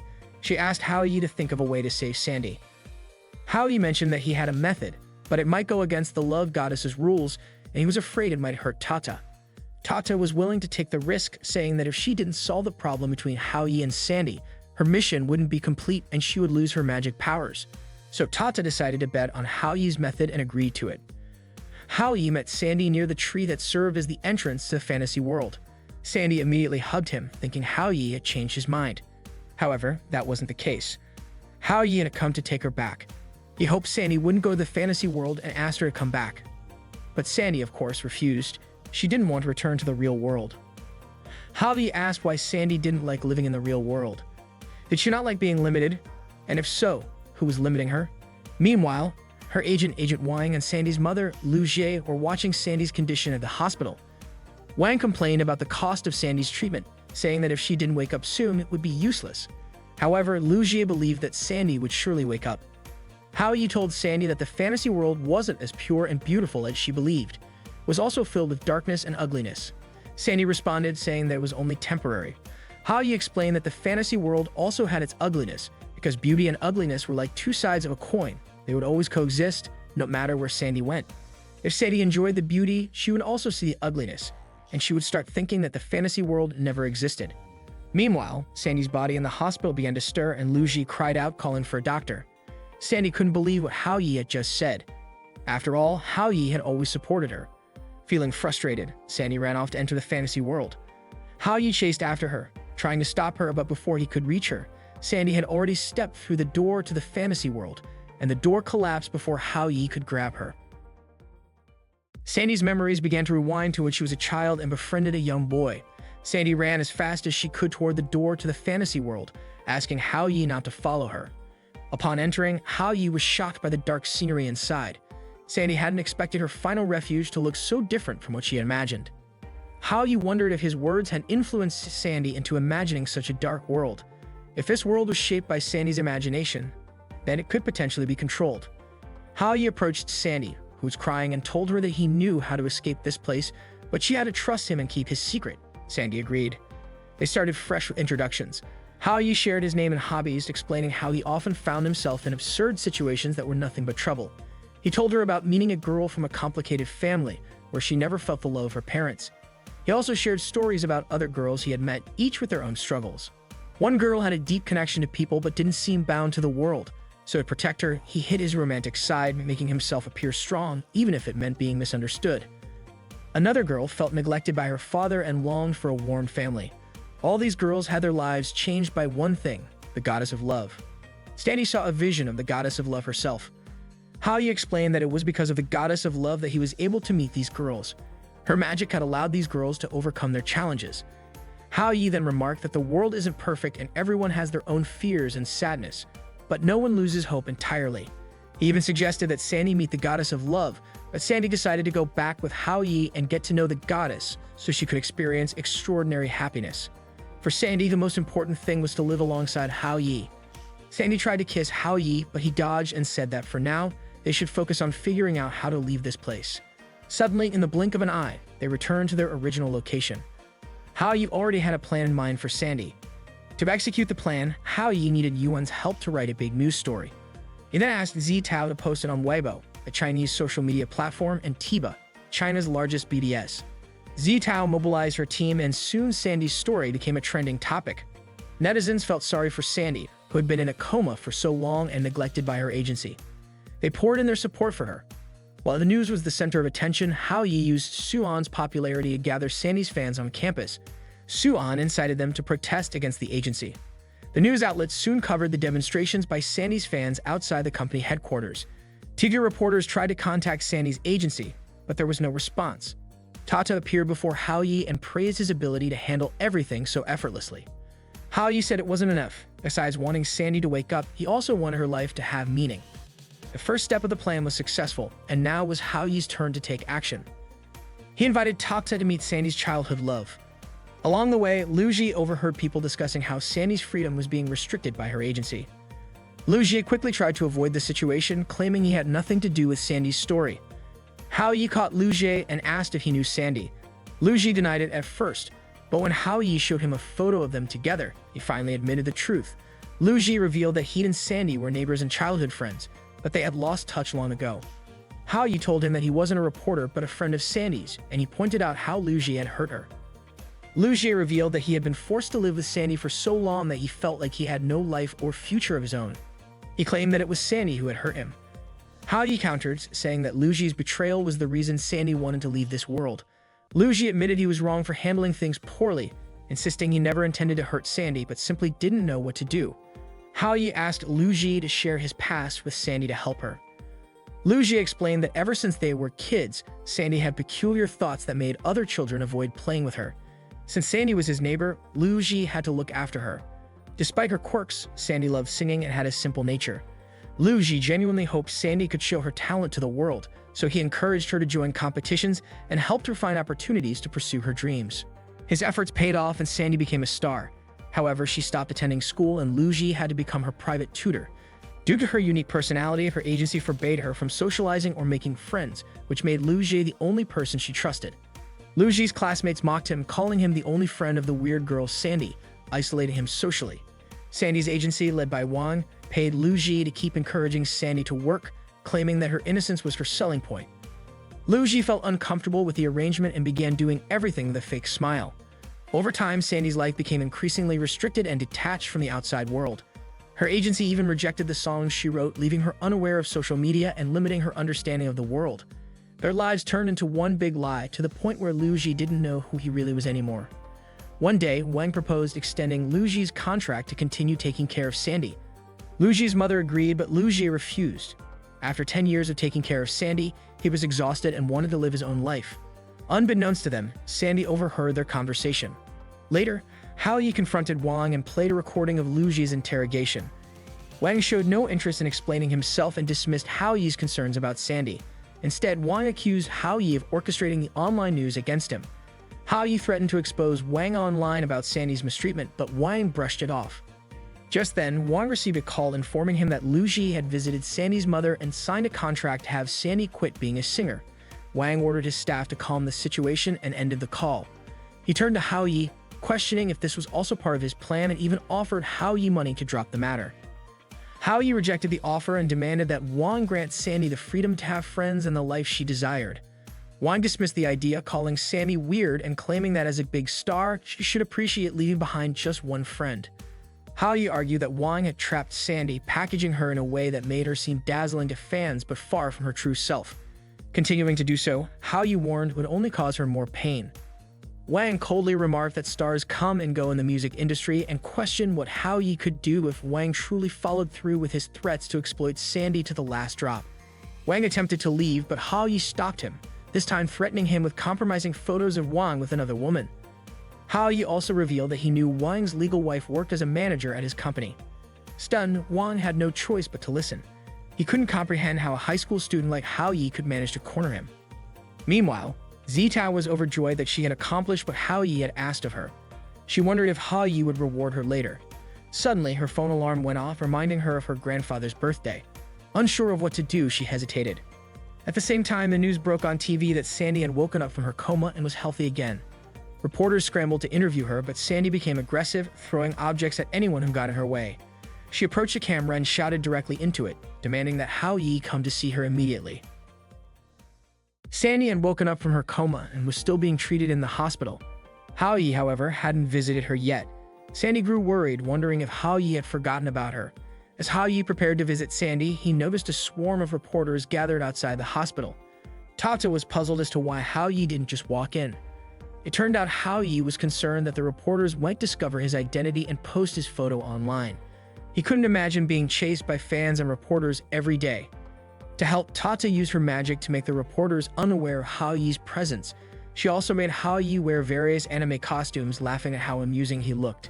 Eventually, Tata disguised Hao Yi as an ordinary man pushing an elderly woman in a wheelchair. With this disguise, Hao Yi was able to move past the reporters, who were eager to turn him into their next headline. Hao Yi managed to get into the elevator to meet Sandy. When the doors opened, the reporters immediately swarmed in. They were stationed on every floor, determined to catch him. As Hao Yi walked towards Sandy's room, he felt like he was in a lion's den. It seemed impossible to reach Sandy at this rate. Noticing a nurse's uniform lying nearby, Hao Yi quickly put it on and pretended to be a nurse. His act fooled the reporters, who frantically chased after the disguised Hao Yi instead. To Hao Yi, it looked like a horde of zombies. Meanwhile, Sandy waited anxiously in her room. When Hao Yi didn't show up, she started wondering if it was just a dream. But then she recalled the warmth of holding his hand, which felt so real. Suddenly, Hao Yi entered the room, calling her name. He apologized for being late. Sandy was stunned for a moment before rushing to hug him tightly. She cried tears of joy, confessing that she had feared he had forgotten her. Hao Yi reassured her and said he wanted to introduce her to the goddess of love. Sandy was thrilled and couldn't wait to meet her. At that moment, Tata revealed herself to Sandy, who became the second person after Hao Yi to see her. Tata greeted Sandy warmly. Hao Yi then asked Tata to look after Sandy. Tata invited Sandy to join her on a journey to beautiful places. With Tata's magic, Sandy traveled the world, visiting Paris, Venice, India, Egypt, and China. Overwhelmed with happiness, Sandy shared with Hao Yi how amazing it felt to explore the world with Tata. Hao Yi smiled, grateful that Sandy now had a friend. During their journey, Tata explained that Sandy had met Hao Yi because of the Cupid's chocolate, which created memories. She clarified that Sandy had misunderstood, thinking Hao Yi was her childhood friend. Tata apologized, admitting that Sandy's troubles were her fault. But Sandy surprised her by saying she was glad because it led her to meet such incredible people. Curious, Sandy asked if all of Tata's friends were goddesses. Tata laughed and said that some were men. Sandy then wondered if Tata herself was born from chocolate magic. Tata explained that her director taught her magic. In ancient Greece, the goddess of love used arrows to influence relationships. But over time, people prayed for more fairness and love, and the goddesses decided to follow these wishes. One day, a man built a factory that created chocolate infused with memory magic. The Cupid Palace formed an alliance with this man, who became the factory director. Tata admitted that she admired him greatly, describing him as brilliant and handsome. Without that chocolate, she said, she would never have met Hao Yi. Sandy called Hao Yi mysterious, but Tata explained that he was the first person who wanted to understand Sandy and be her friend. Hao Yi had gone to great lengths to solve Sandy's problems and sincerely hoped she could find happiness in the real world. Sandy confided that she worried about whether people would like her true self. She expressed a desire to sing her own songs but was unsure if anyone would listen. Tata reassured her, saying that Hao Yi was her biggest fan and would definitely want to hear her songs. Encouraged by Tata's words, Sandy shed tears of joy and hugged her. She declared that Hao Yi and Tata were her true friends. That day, Sandy held a press conference. She shared many experiences she had gone through and thanked her fans for their support. She also announced an agreement with her agency for her future. Sandy would be sent abroad to further her education. Additionally, she revealed that she would be holding a solo concert on November 11, where she would perform her own song. Tata watched Sandy's press conference broadcast and was thrilled that Sandy was finally hosting her own concert. Suddenly, a delivery person brought tickets for Sandy's concert to Hao Yi's house. Seeing this, Tata snatched the tickets immediately, claiming they were meant for her. Hao Yi reassured her, saying he had another ticket. It was a gift from Sandy, specifically for Tata. Touched by Sandy's thoughtfulness, Tata insisted that she wanted to watch the concert with Hao Yi. The day the concert arrived, Sandy was rehearsing in her dressing room, preparing to surprise Hao Yi and Tata with the song she had chosen for the performance. Suddenly, there was a knock at the door. It was Lu Jie. Sandy turned toward him and greeted him awkwardly. Lu Jie handed her a bouquet of flowers, expressing his hope that Sandy would always be happy. Sandy remembered how, in the past, Lu Jie would always send her flowers and notes wishing her happiness before she went on stage. However, the reality back then was far from what the notes conveyed. Lu Jie apologized for everything, but Sandy stopped him, saying it wasn't necessary. She acknowledged that during the 10 years they had spent together, both of them had neglected each other's feelings. In her eyes, Lu Jie didn't owe her anything. Lu Jie blamed his parents, his agency, and even Sandy for the way things turned out. Yet he admitted that he was ultimately the one who made the final decisions. He told Sandy that everything was his fault. Sandy asked him to try being her friend despite their different personalities. However, Lu Jie hesitated, saying he wasn't sure if that would work. Sandy responded by saying she finally understood the real Lu Jie. She explained that she wanted him to be her friend not out of obligation, but through genuine emotions, even if misunderstandings and arguments might arise. That's what true friendship meant to her. Lu Jie thanked Sandy and promised to try being her friend without worrying about other factors. He also vowed to always be there for her. Later, Sandy greeted her fans on stage, thanking them for attending her solo concert. She shared how many things had happened in her life recently. Although she couldn't put her feelings into words, she promised to express them through her new song, titled Cupid's Chocolate. As she sang, Sandy waved to her fans. When she reached the part of the stage where Hao Yi was sitting, she extended her hand toward him. Hao Yi shook her hand briefly, but the moment caught the attention of nearby reporters who began snapping pictures. Embarrassed, Hao Yi quickly pulled his hand away. However, Sandy leaned in and hugged him, whispering a heartfelt thank you. Hao Yi immediately backed away, flustered, as the fans erupted in excitement and reporters speculated about his relationship with Sandy. Hao Yi couldn't believe what had just happened. Meanwhile, news of Sandy hugging Hao Yi during the concert reached Shi Li. Furious at seeing Hao Yi touched by another girl, Shi Li's jealousy began to simmer. Hao Yi was hiding from Sandy's fans, who were determined to catch him. This all happened because Sandy jokingly leaned her face close to Hao Yi's during last night's concert. Ever since, her fans had been chasing him non-stop. At home, Shi Li was waiting for him, visibly upset. On his way, reporters swarmed around him as well. Hao Yi couldn't go anywhere and had to hide behind some plants. While hiding, Hao Yi spotted Ran passing by and called out to her. He begged Ran to help him, even offering to be her servant for 3 months in return. Ran brought Hao Yi to Cafe Time. She asked her friend, the cafe owner, for a favor. Ran had a business trip that day, and she explained that one of her students was in trouble after being mistaken as Sandy's boyfriend, leading to the chaos. She requested the cafe owner to let Hao Yi stay there temporarily. The cafe owner agreed, no matter how long Hao Yi needed to stay. Relieved, Hao Yi immediately slumped onto a chair in the cafe, exhausted and ready to sleep. After a while, he was woken up by the sound of someone flipping through a book. Startled, Hao Yi quickly apologized, not realizing someone else was sitting at the table where he'd fallen asleep. He offered to find another seat. The person was Director Ryus, an ally of Cupid's palace. Ryus mentioned that he'd only arrived after the person sitting with Hao Yi earlier had left. That's when Hao Yi realized Ran had ditched him and left him there. Ryus noticed how tired Hao Yi looked and asked if he was in trouble. Hao Yi explained he had been running all night. Feeling sympathetic, Ryus offered to treat him to coffee and a chocolate cake. Suddenly, Hao Yi's phone rang. It was Zitao calling. Hao Yi assumed Zitao would be upset with him because of the scandal with Sandy, but to his surprise, Zitao was worried about him. Hao Yi asked if she was angry, but Zitao assured him she knew it was all just a misunderstanding. Hao Yi told her he was fine and was at Cafe Time. Ryus, watching Hao Yi, teased him, asking if he had just talked to his girlfriend since he seemed so happy. Embarrassed, Hao Yi denied it and explained that Zitao was just a friend checking in on him. Ryus asked why Hao Yi looked so anxious, but Hao Yi couldn't give a clear answer, which made Ryus smile. Ryus told Hao Yi found him amusing and handed him a box of candies. Hao Yi was confused and asked what it meant. Ryus asked if Hao Yi believed in magic. Hao Yi replied that magic wasn't something modern society could take seriously. Ryus agreed but insisted the box contained ordinary candies, nothing magical.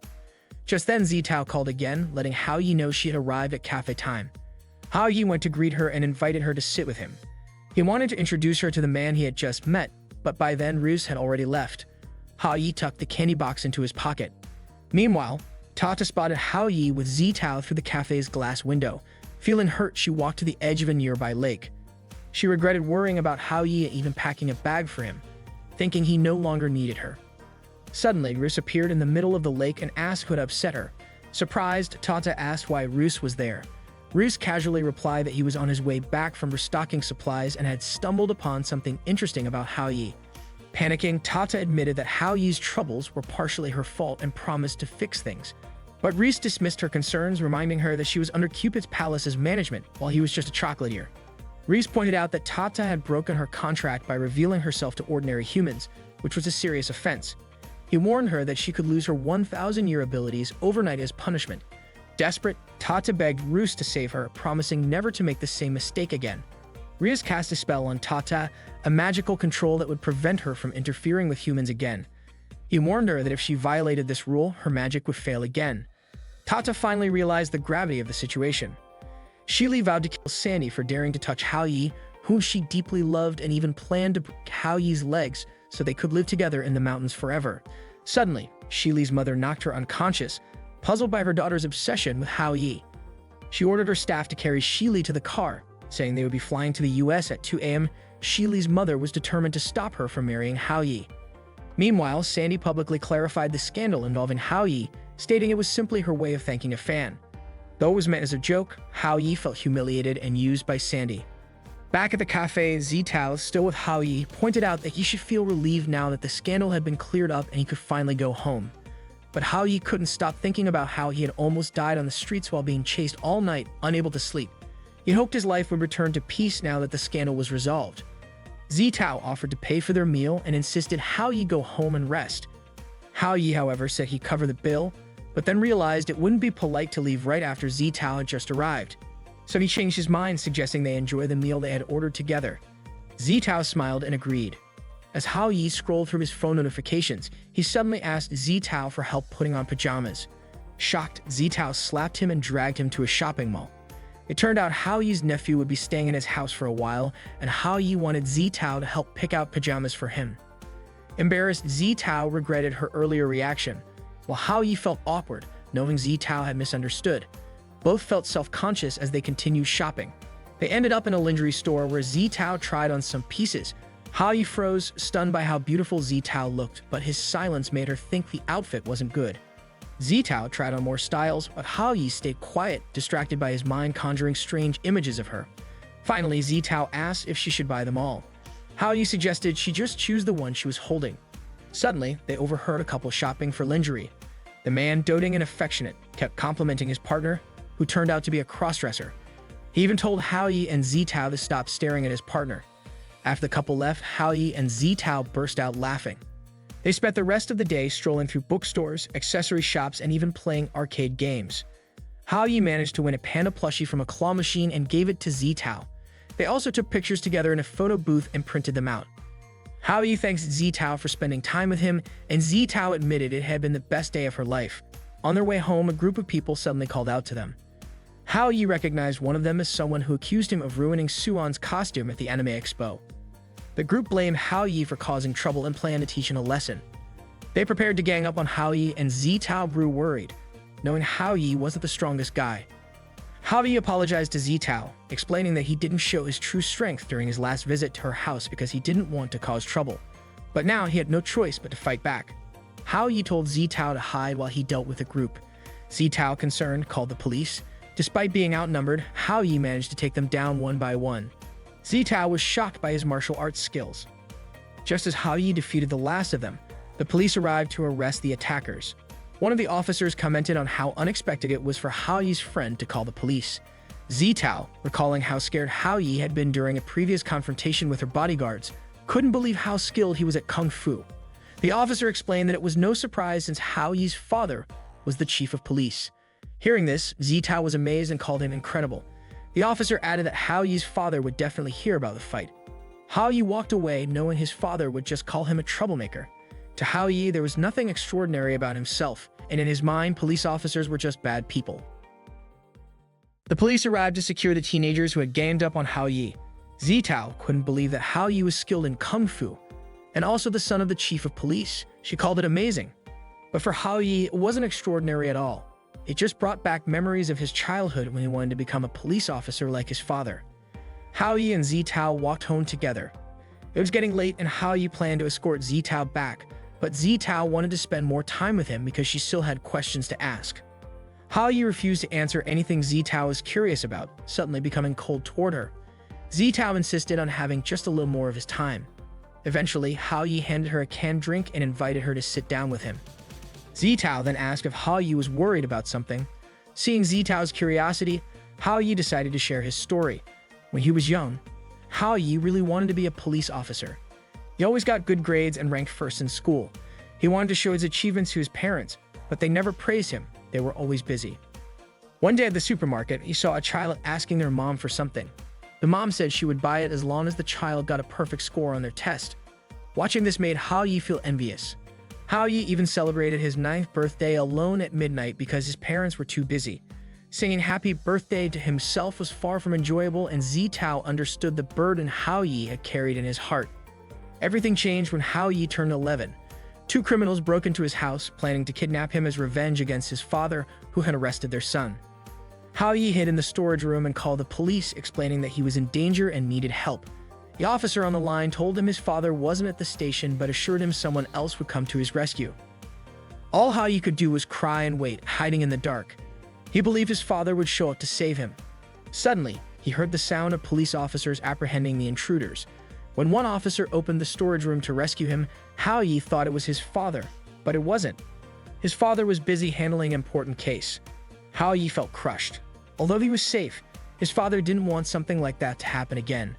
The family started moving frequently to avoid danger, but only within nearby neighborhoods. For Hao Yi, home no longer felt like a warm, safe place. Hao Yi eventually met someone who truly cared for him. Ms. Jai Ran, their next-door neighbor and his teacher. They met when Ran dropped her groceries and Hao Yi helped her pick them up. From then on, Ran began tutoring Hao Yi, teaching him household chores and looking after him.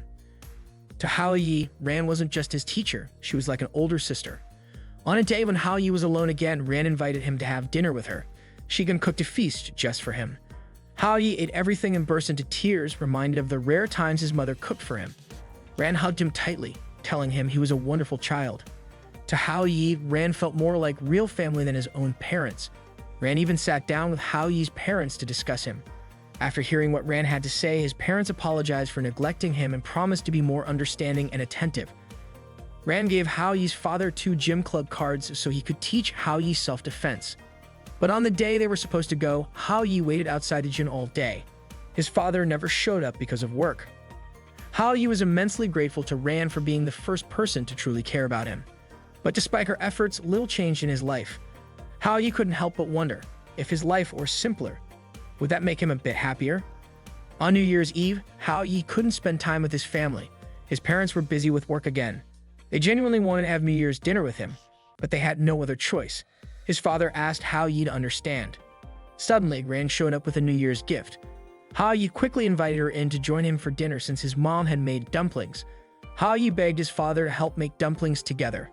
Even though Hao Yi felt sad and nothing had changed, he didn't want to disappoint Ran. For her sake, Hao Yi pretended to have a warm and happy family. Deep down, he hoped his father would feel guilty. Hao Yi's father arranged for his colleague, Uncle Wang, to teach Hao Yi self-defense. To outsiders, Hao Yi's family looked like an ordinary, peaceful household, but only Hao Yi knew the truth. Meanwhile, Tata noticed Hao Yi and Zitao together. Zitao asked Hao Yi if he went out of his way to help her because he understood how painful it felt to be alone. Hao Yi admitted that he just didn't want Zitao to go through what he did.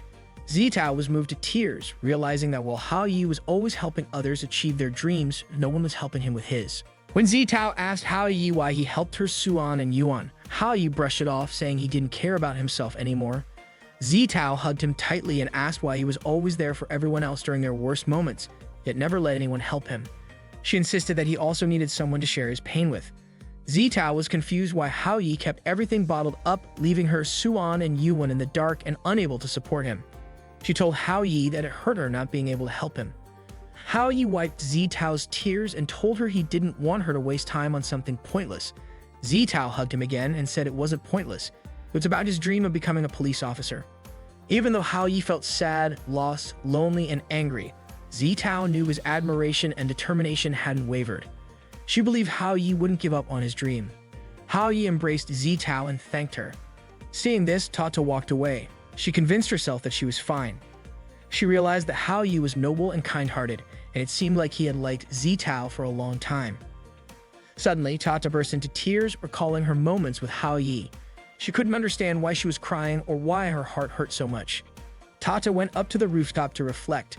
No matter what the future held, she knew Hao Yi would never know her feelings, and she decided she wouldn't interfere with his life. Still, Tata couldn't help but wonder if there was any place for her in Hao Yi's future. Out of nowhere, Kra, Tota's friend from Cupid's palace, appeared.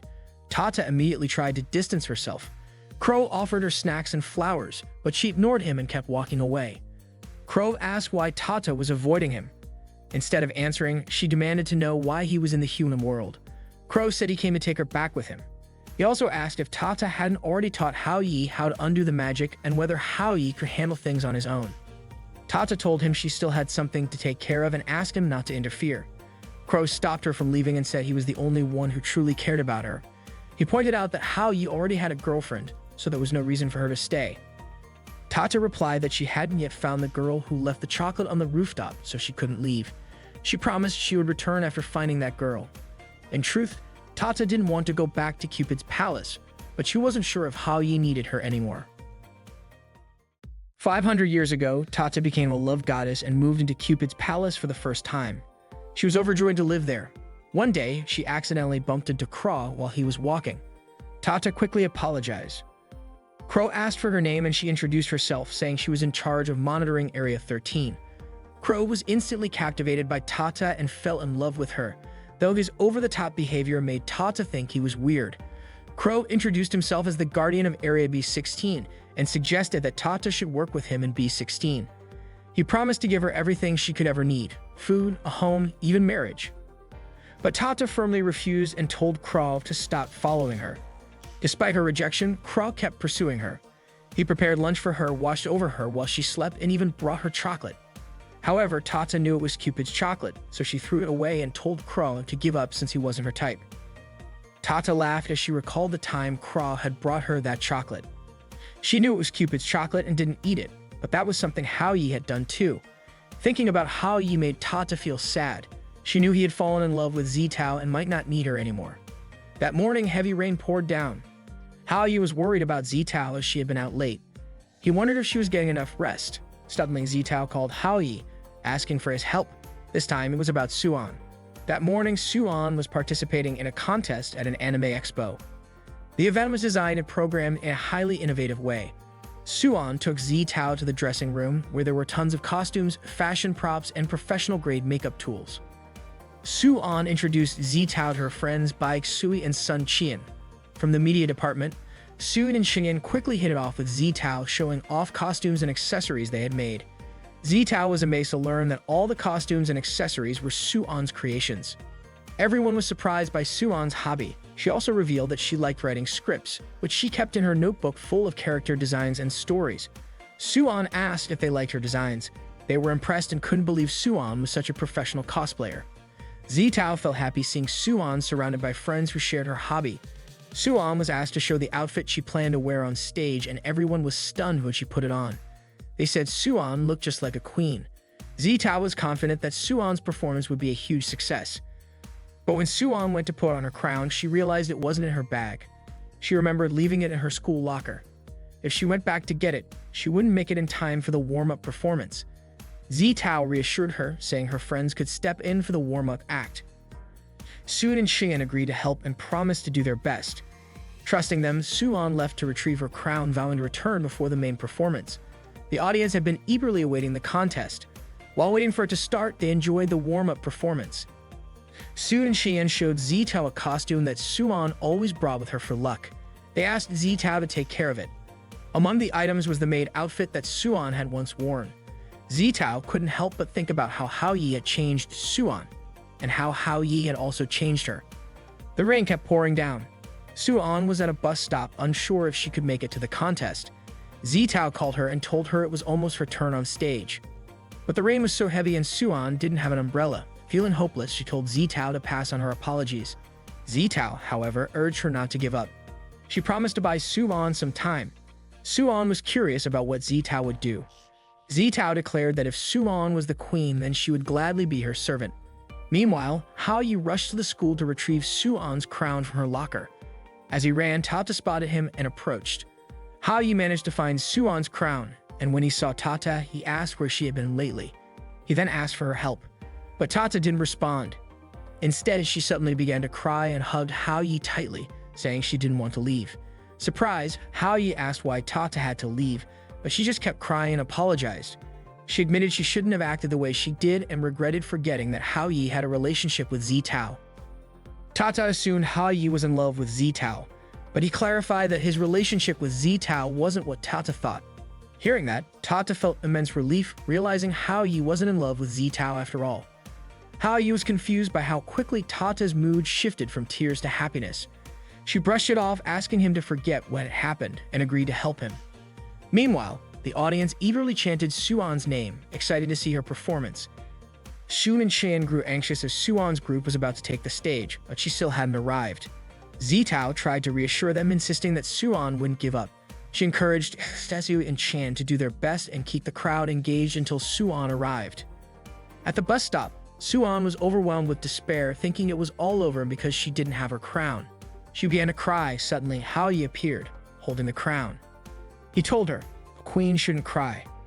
Shocked, Suan asked why Haoyu was there. He explained that Zitao had called him for help and that he understood how important the contest was to her. Suan pointed out that she wouldn't make it on time because of the heavy rain. Without hesitation, Haoyu carried Suan on his back to get her to the expo as quickly as possible. The rain began to ease and the skies cleared. Haoyu believed that even the gods were helping them. Back at the expo, Zitao was acting as the loyal servant who vowed to dedicate her entire life to the queen. In character, the servant was praying to revive the queen, who had been slain by the demon king. Sui and Xian grew increasingly worried since the time they had bought was running out and Suan still hadn't appeared. Zitao, fully in character as the servant, pretended to have sacrificed her sight for the queen. She covered her eyes and begged for the queen to return. Moments later, Suan dramatically entered as the queen. She walked up to Zitao, gently kissed her closed eyes, and thanked her. The performance was a smashing success, and the audience erupted into cheers. Everyone loved the show. Later, Suan gifted her maid costume to Zitao as a token of appreciation for her help. Surprised, Zitao asked why Suan was giving it to her, pointing out how important the costume was to Suan. Suan replied that the costume suited Zitao perfectly. Hao Yi chimed in, encouraging Zitao to accept the gift. He noted that Zitao had looked stunning during her first costume performance on stage, a memory that would always stay with him.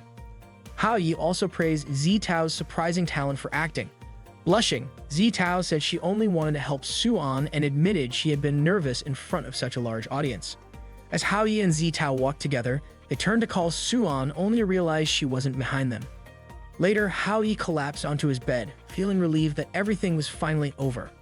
Tata, however, playfully reenacted Suan's stage performance, gushing about how powerful Suan's presence had been. Suddenly, there was loud knocking at Hao Yi's door. It was the delivery person. Hao Yi didn't want to get up, but the persistent banging forced him out of bed. When he opened the door, he was met with a mountain of packages filling his house. It turned out that all the packages were Tata's. She had ordered them in preparation for the upcoming school picnic. That day, the lottery for the camping trip at Longlin University was about to begin, and the students were told to gather on the field to form their groups. Hao Yi was in the classroom, sorting through all the snacks Tata had purchased online the day before. Unfortunately, none of them could be used as proper food. Tata playfully squirted Hao Yi with a water gun she just bought online. She was puzzled about why Hao Yi was throwing all the snacks on the floor when she had spent so much time choosing them. Hao Yi, clearly frustrated, complained that Tata had wasted his money on junk snacks, saying that out of everything she bought, only the instant noodles were useful. Suddenly, Zitao approached him nervously, asking him to write his name on a lottery slip. Hao Yi noticed a red smudge on the corner of the paper and asked about it. Zitao brushed it off, saying all the lottery slips had similar marks. She quickly grabbed the paper back and reminded Hao Yi to pack his things soon. Hao Yi thought her behavior was odd, and Tata suspected something was up.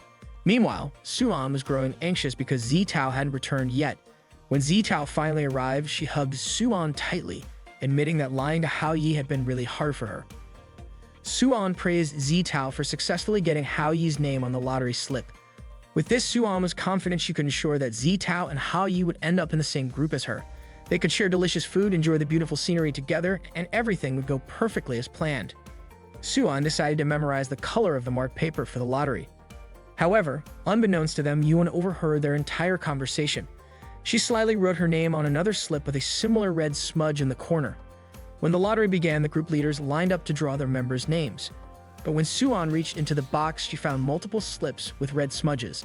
Left with no choice, she took them all. Suan's group ended up consisting of herself, Zitao, Hao Yi, and Yuan. Suan and Zitao were shocked to see Yuan in their group and couldn't figure out how she had managed to join. As they walked to the campsite, Suan was furious that Yuan had ruined her plans. She couldn't understand how Yuan knew about their markings, but she was convinced that Yuan joined the group because of Hao Yi. Suan instructed Hao Yi to hurry and catch up to them as he was far behind. Hao Yi was struggling with a massive backpack, and to make things worse, Tata was perched on top of it, adding to his burden. Tata cheerfully encouraged him, but Hao Yi begged her to get down. She refused, though, saying she was comfortable. Hao Yi grumbled about sensing a murderous aura around his three companions. Tata explained that the aura came from the Xia Luchang forest and speculated that some divine force was protecting Hao Yi. Tata then wandered off to explore the surroundings. Suan approached Hao Yi and scolded him for lagging behind, warning that if he kept this up, they wouldn't reach the campsite before sunset. She wondered if Hao Yi was deliberately slowing the group down. Hao Yi explained that his backpack was unbearably heavy. Zitao apologized, saying her servant had packed too many things into the bag. She offered to carry it herself, but Suan stopped her, reminding her that Hao Yi had volunteered to carry Zitao's bag. As a man, he should be able to handle it. Reluctantly, Hao Yi assured them that the backpack wasn't too heavy and that he could manage. Yuan chimed in, suggesting that Zitao should carry her own bag for the sake of gender equality. Zitao apologized again, but Suan didn't like Yuan's remark. Suan tried to take the bag from Hao Yi but couldn't lift it. Zitao asked if Suan was okay, saying that she should let her carry it instead.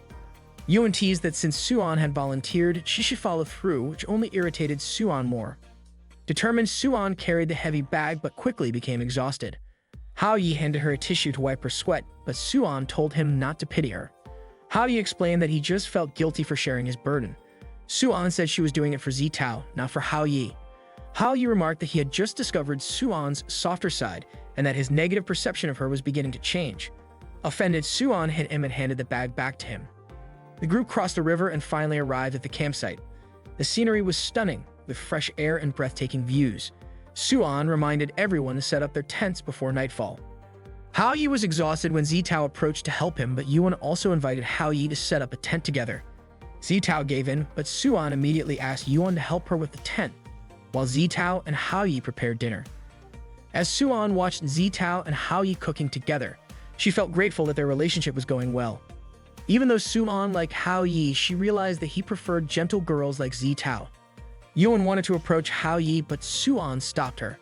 However, Yuan pointed out that the tent was finished and it was time for dinner.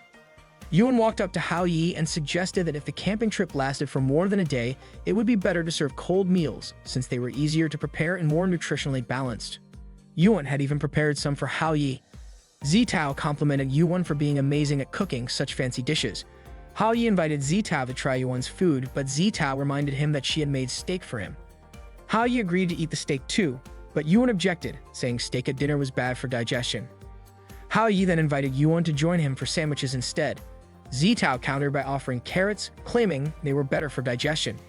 Just as Hao Yi was about to eat the carrots, Yuan pointed out that roasted carrots lose their nutritional value.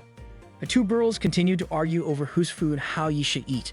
Frustrated, Su-an snapped at Hao Yi for being indecisive and demanded to know whose food he would eat. Hao Yi finally decided to eat everything. Suddenly, Shili called Hao Yi, asking where he was. Hao Yi explained he was camping and mentioned it was a shame Shili couldn't join since she was in America. To his shock, Shili declared she was coming over right away. Panicked, Hao Yi tried to dissuade her. Moments later, Shili arrived by helicopter. She rushed to Hao Yi, claiming she had used every means to escape and come to him, even bringing him plenty of gifts, only to find him flirting with other women. Su-an was irritated by Shili's baseless accusations, pointing out that they were all just part of the same group. Shili dismissed the idea of a group, saying she only wanted to be with Hao Yi. She threatened to deal with Hao Yi's friends, but Hao Yi quickly calmed her down and invited her to join them for dinner. Su-an warned Hao Yi against indulging Shili because Zitao had prepared the food specifically for their group. Unfazed, Shili threw the freshly cooked food to the ground, declaring that since Hao Yi was her boyfriend, everything he ate or did should be decided by her. Shili demanded everyone leave, but Su-an refused, retorting that Shili should be the one to go, and that Hao Yi wouldn't listen to her. Enraged, Shili attacked Su-an, but Su-an managed to block her. Hao Yi tried to intervene, asking them to stop, but Shili kept chasing Su-an, trying to strike her. Su-an disliked the chase, but realized Shili wouldn't stop, so she kept running. Shili swung her sword repeatedly, but Su-an dodged every time. One of Shili's sword swings hit a campfire, sending embers flying into the surrounding items, igniting a fire near the tents. Hao Yi and Yuan scrambled to extinguish the flames. Zitao rushed to fetch water, but accidentally dropped her bucket, which was swept away by the river's current. As Zitao tried to retrieve the bucket, Hao Yi noticed her struggling and ran to stop Shili, who was preparing another attack. Shili, furious that Hao Yi was defying her because of another woman, cried that she only wanted to be with him. Meanwhile, Zitao struggled against the river's current and was on the verge of being swept away when Su-an reached out to grab her hand. Hao Yi, angry at Shili, told her this wasn't a joke and rushed to help Su-an and Zitao. Shili, worried, ran after him, warning that it was dangerous. Yuan suddenly intervened, calling Shili and slapping her. She told Shili to stop causing trouble for everyone. Yuan slapped Shili because she had had enough of Shili's behavior. Shili had ruined their camping trip, equipment was burned, and Su-an and Zitao were in danger. When Shili tried to slap her back, Yuan stopped her, saying that Hao Yi was hurt because of Shili's actions. Yuan reminded her that Hao Yi was risking his life to save Su-an and Zitao. She warned that if Hao Yi survived but Su-an and Zitao didn't, he would never forgive her. Shili didn't believe that she could hurt Hao Yi and didn't want him to hate her. She started to worry about Hao Yi, especially since the river's current was strong. Tears streamed down her face as she decided she had to save him. Yuan brought a backpack and said they must have drifted far downstream. She unfolded a map, tracing the river's flow, and pointed out a shortcut to rescue them. Meanwhile, Hao Yi ran along the riverbank, searching for Su-an and Zitao, desperately hoping they were safe. He called out for Tata, saying he needed her help. However, Tata had lost her magic and was crying, feeling guilty for being unable to save Su-an and Zitao. Su-an clung tightly to Zitao as they were swept away by the powerful current. Zitao pleaded with Su-an to let her go because she couldn't hold on any longer, but Su-an refused, urging her to stay strong. Just then, Hao Yi jumped into the river, catching up to them. They managed to grab onto a rock to avoid being carried away further. Hao Yi asked how much longer they could hold on, explaining he could only save them one at a time. Zitao insisted that Hao Yi save Suan first, since she was too weak to continue. Suddenly, Zitao was swept away by the current, followed shortly after by Suan. Panicking, Hao Yi thought hard about how to save them both. He finally used his legs as an anchor, letting each of them hold onto one of his legs. In the process, they accidentally pulled off his pants, which were carried away by the river. Meanwhile, Yuan and Shi Li trekked through the forest with a large backpack, searching for their friends. Shi Li flinched in fear when a branch fell, prompting Yuan to check on her. Yuan explained that they were only halfway there and that traveling through the forest at night was exhausting. She suggested taking a break to regain their strength, but Shi Li refused, insisting that Hao Yi was in danger. Determined to save Hao Yi herself, Shi Li decided to go ahead alone, claiming she couldn't trust Yuan. She ran through the forest, certain that only she could rescue him. However, she got caught in some branches and fell, feeling helpless and useless for failing to save Hao Yi. Yuan caught up to her, warning her not to wander alone in the dangerous forest. Noticing Shi Li's injuries, Yuan gave her some band-aids and encouraged her to eat something. Handing her bread, Yuan urged her to rest before they continued their journey. As Shi Li ate, she admitted Yuan was right. She hated feeling this way, but didn't know what else to do. She confessed her fear of losing Hao Yi and everything she cherished, just like in the past. Yuan responded gently, saying she didn't know what Shi Li had been through, but everyone carried their own pain. If Shi Li did make changes, the same things would keep happening and Hao Yi might leave her again. Yuan urged her to change before it was too late, and then resumed their journey. Back at the river, Hao Yi was still searching for Suan and Zitao, who had slipped away from their grip on him. Diving into the water, he imagined finding them sinking to the river's bottom, but it turned out to be a dream. When Hao Yi woke up, Suan and Zitao were safe. Zitao leaned in close to check Hao Yi's body, thinking he might have a fever because of how warm he felt. Embarrassed, Hao Yi quickly sat up, insisting he was fine. Feeling self-conscious about losing his pants, he asked them what they had done to him. Suan smacked him, calling him a pervert. Hao Yi argued that she shouldn't treat her rescuer that way. Suan told him to put his pants back on, explaining how much effort it had taken to retrieve them. Hao Yi thanked her, and Suan and Zitao also expressed their gratitude for saving them. However, they'd found themselves lost without a map. Hao Yi reassured them not to worry, saying Yuan would figure out how to save them. Suan admitted Yuan was reliable but complained about Shi Li, saying none of this would have happened if she had just stayed far away. Hao Yi apologized, saying he couldn't control the situation. He explained that Shi Li wasn't always like this and that, deep down, she wasn't a bad person. Suan, however, was annoyed, accusing Hao Yi of spoiling her too much. As they looked at the fireflies flitting around and the shooting stars in the sky, Zitao commented on how breathtaking the view was. Hao Yi suggested they make a wish. He wished it could be rescued soon. Not long after, Yuan arrived to find them. Hao Yi was relieved that she had found them so quickly. They were all surprised when Shi Li showed up as well. Hao Yi grew nervous, wondering if Shi Li still wanted to pick a fight with Suan. To everyone's surprise, Shi Li ran straight toward Hao Yi. Even Suan assumed she was about to attack him. Instead, Shi Li hugged Hao Yi tightly and began to cry. She confessed her fear of never seeing him again and begged him not to leave her. Tearfully, she promised to stop causing trouble and to stop bothering him. Hao Yi reassured her, saying he was fine and asking her not to cry anymore. Suan remarked that Shi Li seemed like she needed some time for self-reflection. Zitao observed that it looked like Shi Li genuinely loved Hao Yi. Yuan handed Hao Yi a drink, and he thanked her for finding them and taking care of Shi Li. With everyone safe, Hao Yi suggested celebrating with some toasted bread. Tata was relieved to see everyone okay, but she felt sad and useless, admitting she hadn't contributed anything despite following them all the way there. She cried, fearing that Hao Yi might no longer need her. Their tent had burned down, leaving Yuan with only 2 sleeping bags. Hao Yi offered to skip using one so they could split the 2 sleeping bags among the others. However, they all refused, insisting that Hao Yi needed to use one. Yuan emphasized that Hao Yi shouldn't argue because they were in a special situation. Zitao added that they owed their lives to Hao Yi and couldn't let him suffer. Even Suan chimed in, saying she didn't mind squeezing into a sleeping bag with him if it came to that. Shi Li boldly declared that Hao Yi should sleep with her and immediately kissed him. She then asked him who he would choose. Hao Yi, clearly overwhelmed, decided they should all sleep together. And so the 5 of them ended up crammed into a single sleeping bag for the night. That morning, Suan and Zitao were happily splashing around in the river.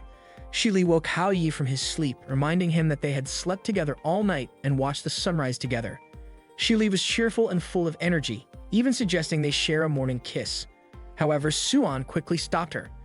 Shi Li argued that hugging Hao Yi was none of Suan's business, but Suan countered, saying she was the leader of their group and responsible for everyone's actions. She then asked if anyone agreed that Hao Yi should belong to Shi Li. The two started bickering again while Hao Yi quietly slipped away to join Yuan, who was studying a map. Hao Yi pointed out their current location and Yuan was marking the shortest route for their journey. Hao Yi praised Yuan for being so reliable. Yuan estimated they could make it back by midday, suggesting that the teacher might already be looking for them by then. Meanwhile, Zitao tried to intervene in the argument between Shi Li and Suan but ended up getting hit by a branch, which tore her dress. Shi Li blamed Suan for dodging her attack and dismissed Zitao's presence as an interference with her date with Hao Yi. Suan retorted, saying Hao Yi would never like a girl who caused trouble every day like Shi Li. Hao Yi stepped in to calm things down, but before he could, Yuan suddenly fainted. Suan checked the medicine provided by the organizers, only to find that it was all for external use. She suggested taking Yuan to the hospital, but they had lost contact with everyone else due to the lack of signal in the area. Yuan was the only one who knew how to get back. Hao Yi immediately told everyone to pack their things and asked for the map and compass. Just then, a helicopter landed nearby and Shi Li's mother stepped out, demanding that Shi Li leave with her. She threatened to restrain Shi Li again if she refused. Just as her mother was about to drag her away, Shi Li suddenly complied, surprising everyone. Shi Li explained that she wanted to bring someone with her, Yuan, who had fainted because of her. She insisted that Yuan needed to get to a hospital immediately. Shi Li's mother revealed that she had already informed the teacher about Hao Yi and the group's situation and had arranged for off-road vehicles to pick them up. Hao Yi thanked Shi Li's mother as the helicopter flew away. When he turned back towards Suan and Zitao, he was startled to see Zitao's torn dress exposing part of her underwear. Suan scolded Hao Yi for looking, but he quickly took off his own shirt, prompting Suan to call him a pervert. It turned out Hao Yi only wanted to give his shirt to Zitao to cover herself. After the camping trip, Hao Yi felt like he had barely escaped with his life. Fortunately, they were all rescued. Hoping to relax at home, Hao Yi was surprised when Zitao said she wanted to visit his house to return his shirt. As Hao Yi tidied up his place, someone knocked on the door. Thinking it was Zitao, he opened it only to find Zhang Dong. Zhang Dong teased Hao Yi about inviting girls over when he was home alone, warning him that Shi Li might kill him for it. Hao Yi tried to shut the door, but Zhang Dong forced his way in. Claiming he had something important to discuss, Zhang Dong ignored Hao Yi's protests. Once inside, Hao Yi brought him a glass of water. Zhang Dong joked that even though Hao Yi said he wasn't welcome, he still treated him well. Zhang Dong asked if Hao Yi had decided what to do about Shi Li, mentioning that Yuze had returned and implying that if Hao Yi didn't care for Shi Li, Zhang Dong would pursue her himself. Hao Yi admitted he wasn't sure if he could let Shi Li go. This answer frustrated Zhang Dong, who angrily shattered a flower vase. Zhang Dong criticized Hao Yi for his indecisiveness, claiming it hurt not only Shi Li but also Zitao, who loved him as well. Hao Yi asked for more time to think. Unbeknownst to them, Zitao had arrived at the door and overheard their conversation. She apologized for eavesdropping. Hao Yi apologized for not noticing her earlier. Zhang Dong left and Hao Yi invited Zitao inside. He quickly cleaned up the broken vase and apologized for the scene she had witnessed. Zitao asked if Zhang Dong was a friend of Hao Yi and Shi Li. She also wanted to know why Shi Li acted the way she did and what had happened between Hao Yi and Shi Li. Hao Yi explained that Shi Li had once been his neighbor and would often keep him company when his parents weren't around. Those were good memories, he admitted. Not long after that, Shi Li started to change. She became confused about why Hao Yi was smarter than her and even hit him when his grades were higher than hers. Hao Yi couldn't understand why she had become so competitive. Although they still talked, their conversations were no longer as cheerful as before. One day, Zhang Dong showed up and invited Shi Li to join him and Hao Yi. Hao Yi didn't say anything, but thanks to Zhang Dong, he and Shi Li continued hanging out together. Zhang Dong tried to ease the tension between the two. Then one day, Shi Li started dating Yuze. Zhang Dong asked Hao Yi if he was okay with it, and if he didn't have something he wanted to tell Shi Li. Hao Yi said it was fine as long as Shi Li liked Yuze too, and that they seemed happy together. Shi Li and Yuze were always together, and everyone at school knew about their relationship. The poster for the New Year's Eve party was already on the school bulletin board. Zhang Dong asked Hao Yi if they were planning to attend. Hao Yi said he wouldn't be going, which made Zhang Dong feel lonely since Shi Li would likely be at the party with her boyfriend. Suddenly, Shi Li and Yuze appeared. Shi Li asked Zhang Dong if he had already decided on a dance partner. She then proudly announced that she had found hers. her boyfriend Yuze, whom she called the best guy at their school. Shili introduced Yuze to Zhengdong. Yuze urged Shili to start getting ready for the party. At first, Shili refused, but Yuze insisted and she eventually agreed. As they walked away, Yuze asked Shili who was standing next to Zhengdong. Shili replied that she didn't know him. Later, Haoyi overheard some students gossiping about Shili. They called her an antisocial snob and couldn't understand why Yuze liked her or what he saw in her. Haoyi commented to Zitao that if he had figured out Yuze's plan earlier, Shili wouldn't have been hurt.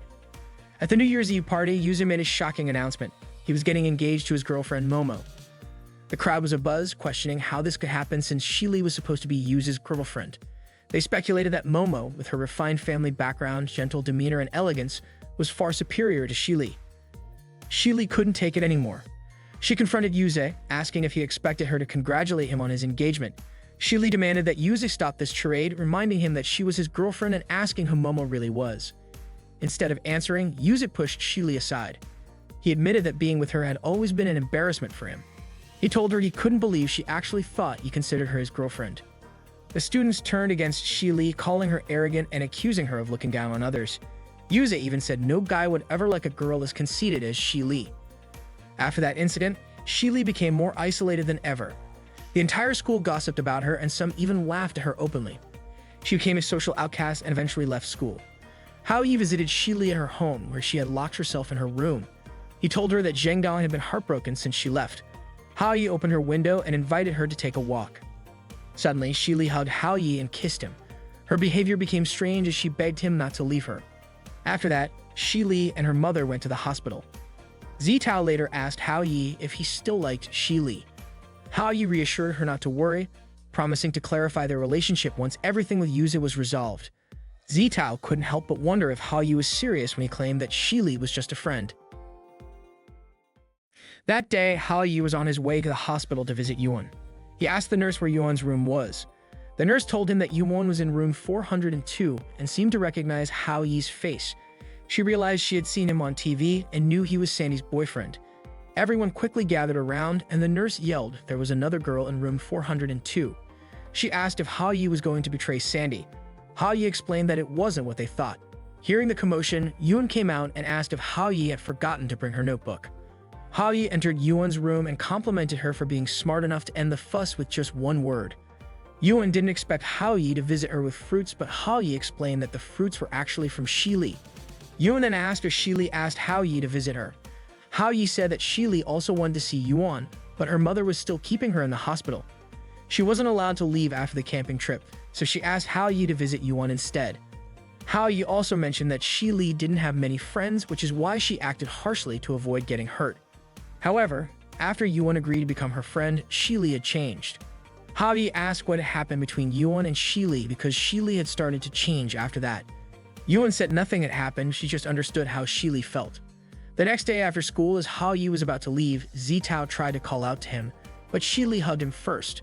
She asked if Haoyi missed her since her mother had forbidden her from going out after the camping trip. Haoyi asked Shili to stop hugging him because he was embarrassed with so many people watching.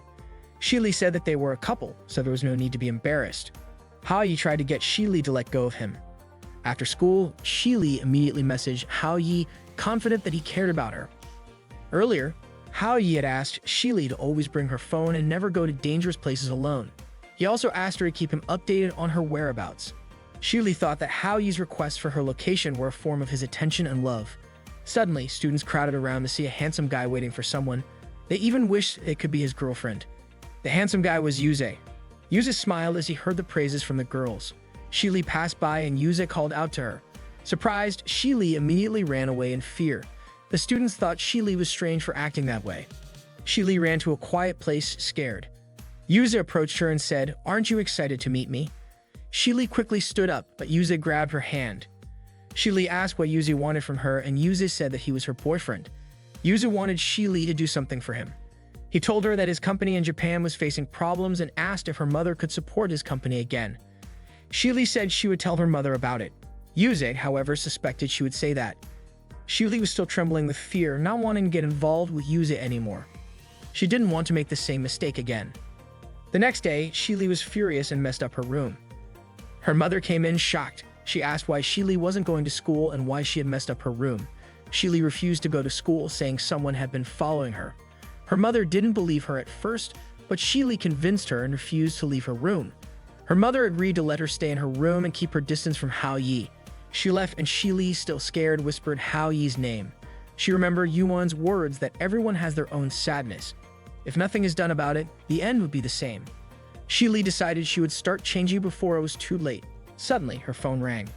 Shili told Yuze that she didn't want to help him and that he should find someone else because she already had someone she liked. Yuze asked if it was Hao Yi. He also warned that if he couldn't see Shili, he would go to Hao Yi's class. Yuze threatened that if Shili kept hiding, she would never see Hao Yi again. Shili yelled at Yuze not to hurt Hao Yi. Meanwhile, someone sent by Yuze gave Hao Yi a message, asking him to go to the parking lot on B2. Hao Yi knew the message was from Yuze. Yuze deliberately chose that spot because there was no signal there. Hao Yi went to meet Yuze, asking what he wanted from him. Yuze greeted him and said he wanted to talk about Shili.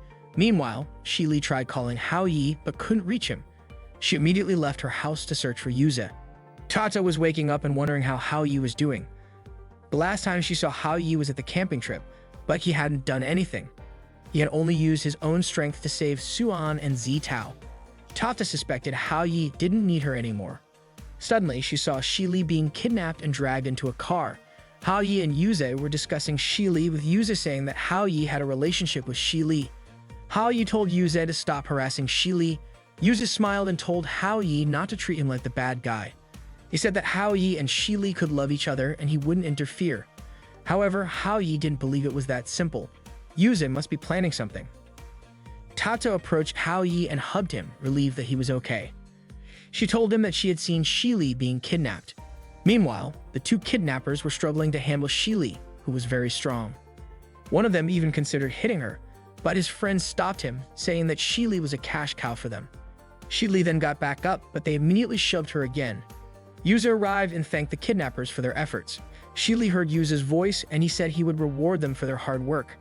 Yuze removed the cloth covering Shili's head and mouth, saying that he missed seeing her terrifying face. He also mentioned that every time he saw Shili's panicked face, he was reminded of an incident back in middle school. Shili asked why Yuze didn't go to another company. Why did he have to come to her? Yuze explained that 2 years ago, his family's company was very well known but was sabotaged by a competitor and got involved in a scandal. Meanwhile, Shili's company had risen to become the leader in the industry, so Yuze wanted the leader of Shili's company to help him get back into the business world. That was the only way to save Yuze's company. That's why Shili was important. Yuze kissed Shili's hair, which made her uncomfortable. Shili jumped and said that Hao Yi would help her and would call the police. Yuze laughed when he heard police, because Shili was an adult, and she had only been missing for 2 hours. He said the police wouldn't care, and if Hao Yi could convince them, Yuze would tell them he was Shili's ex. The police wouldn't interfere with matters of love. Shili then asked what Yuze was planning. Yuze explained that his company had asked Shili's mother for support, but she had refused. So Yuze had no choice but to do this to Shili. Yuze then set up a camera to take pictures of Shili while she was undressed, intending to use them to blackmail Shili's mother. Yuze was confident that with these photos, Shili's mother would agree to his company's demands. The kidnappers were preparing to strip Shili of her clothes. Tata led Hao Yi to an abandoned factory where Shili was being held captive by kidnappers. Yuze was incredibly cunning. He knew the place was far from the police's reach. If Hao Yi showed up unprepared, the police wouldn't pursue the matter further. Hao Yi had contacted Yan, but he worried that as long as Yuze didn't harm Shili, the authorities might overlook his actions. Yuze hadn't extorted anyone. His crime was illegal detention, which, although punishable, might not stop him from harassing Shili in the future. Hao Yi wasn't about to let Yuze get away. He stepped into the factory determined. Tata was worried about him.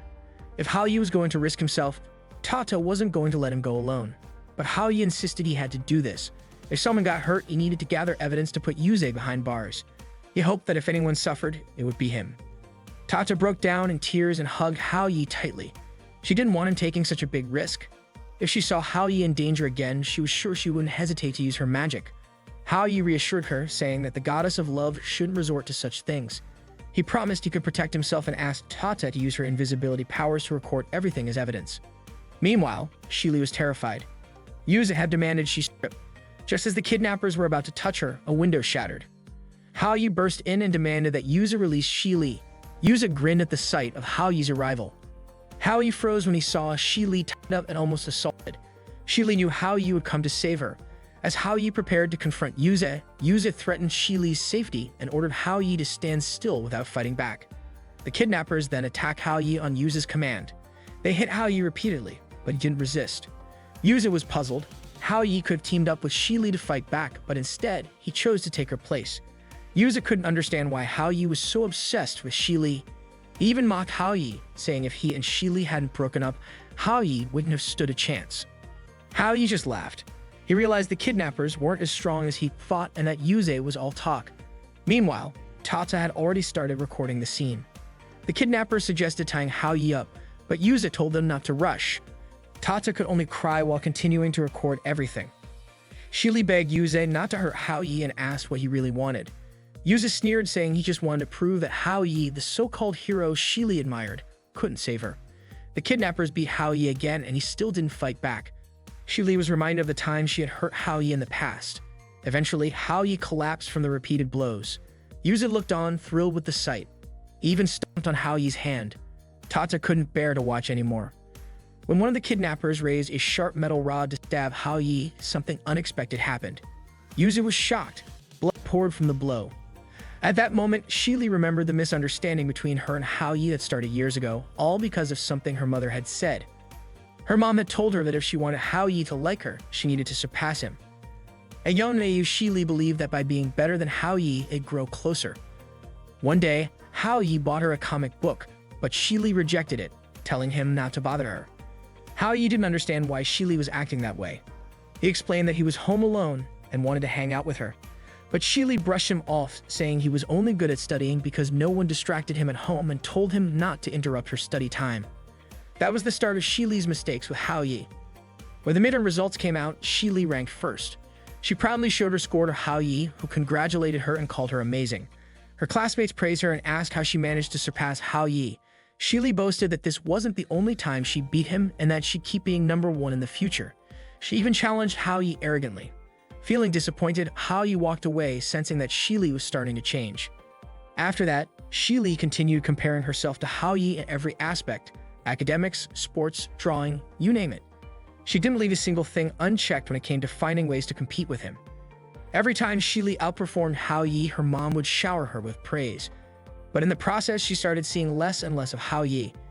In middle school, Shi Li greeted Hao Yi, surprised to find out that he had gotten a recommendation to attend the same school. She proudly mentioned that she had the highest score among all the recommended students. Hao Yi, however, asked if this competition really mattered to her. Shi Li replied that she was in the advanced class and would keep working hard to beat him. But Hao Yi told her there was no need to compare herself to him. He wasn't in the advanced class and never would be, so there was no point.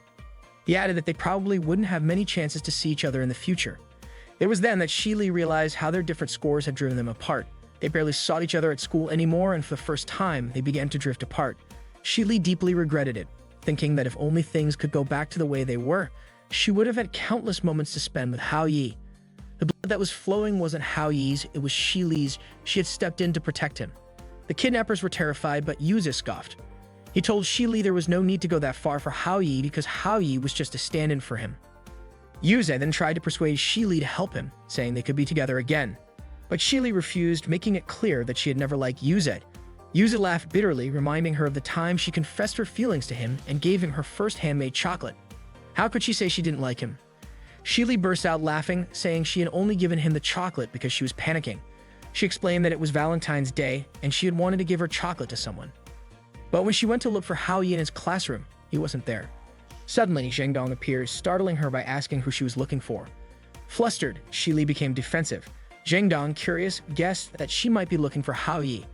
Embarrassed, Shi Li denied it outright and decided not to give the chocolate to Hao Yi after all. In her rush, she accidentally dropped the chocolate on the floor. Hao Yi happened to pick it up, but Shi Li quickly told him not to touch it. The commotion caught the attention of the other students nearby. Zheng Dong noticed the chocolate was handmade and guessed that Shi Li must have made it for Hao Yi. Hao Yi, however, dismissed the idea, saying it wasn't possible since Shi Li had just told him not to touch it. He even joked that the chocolate was probably for some upperclassman she admired. The other students believed him, thinking it was impossible for someone like Shi Li, a top student, to like someone like Hao Yi.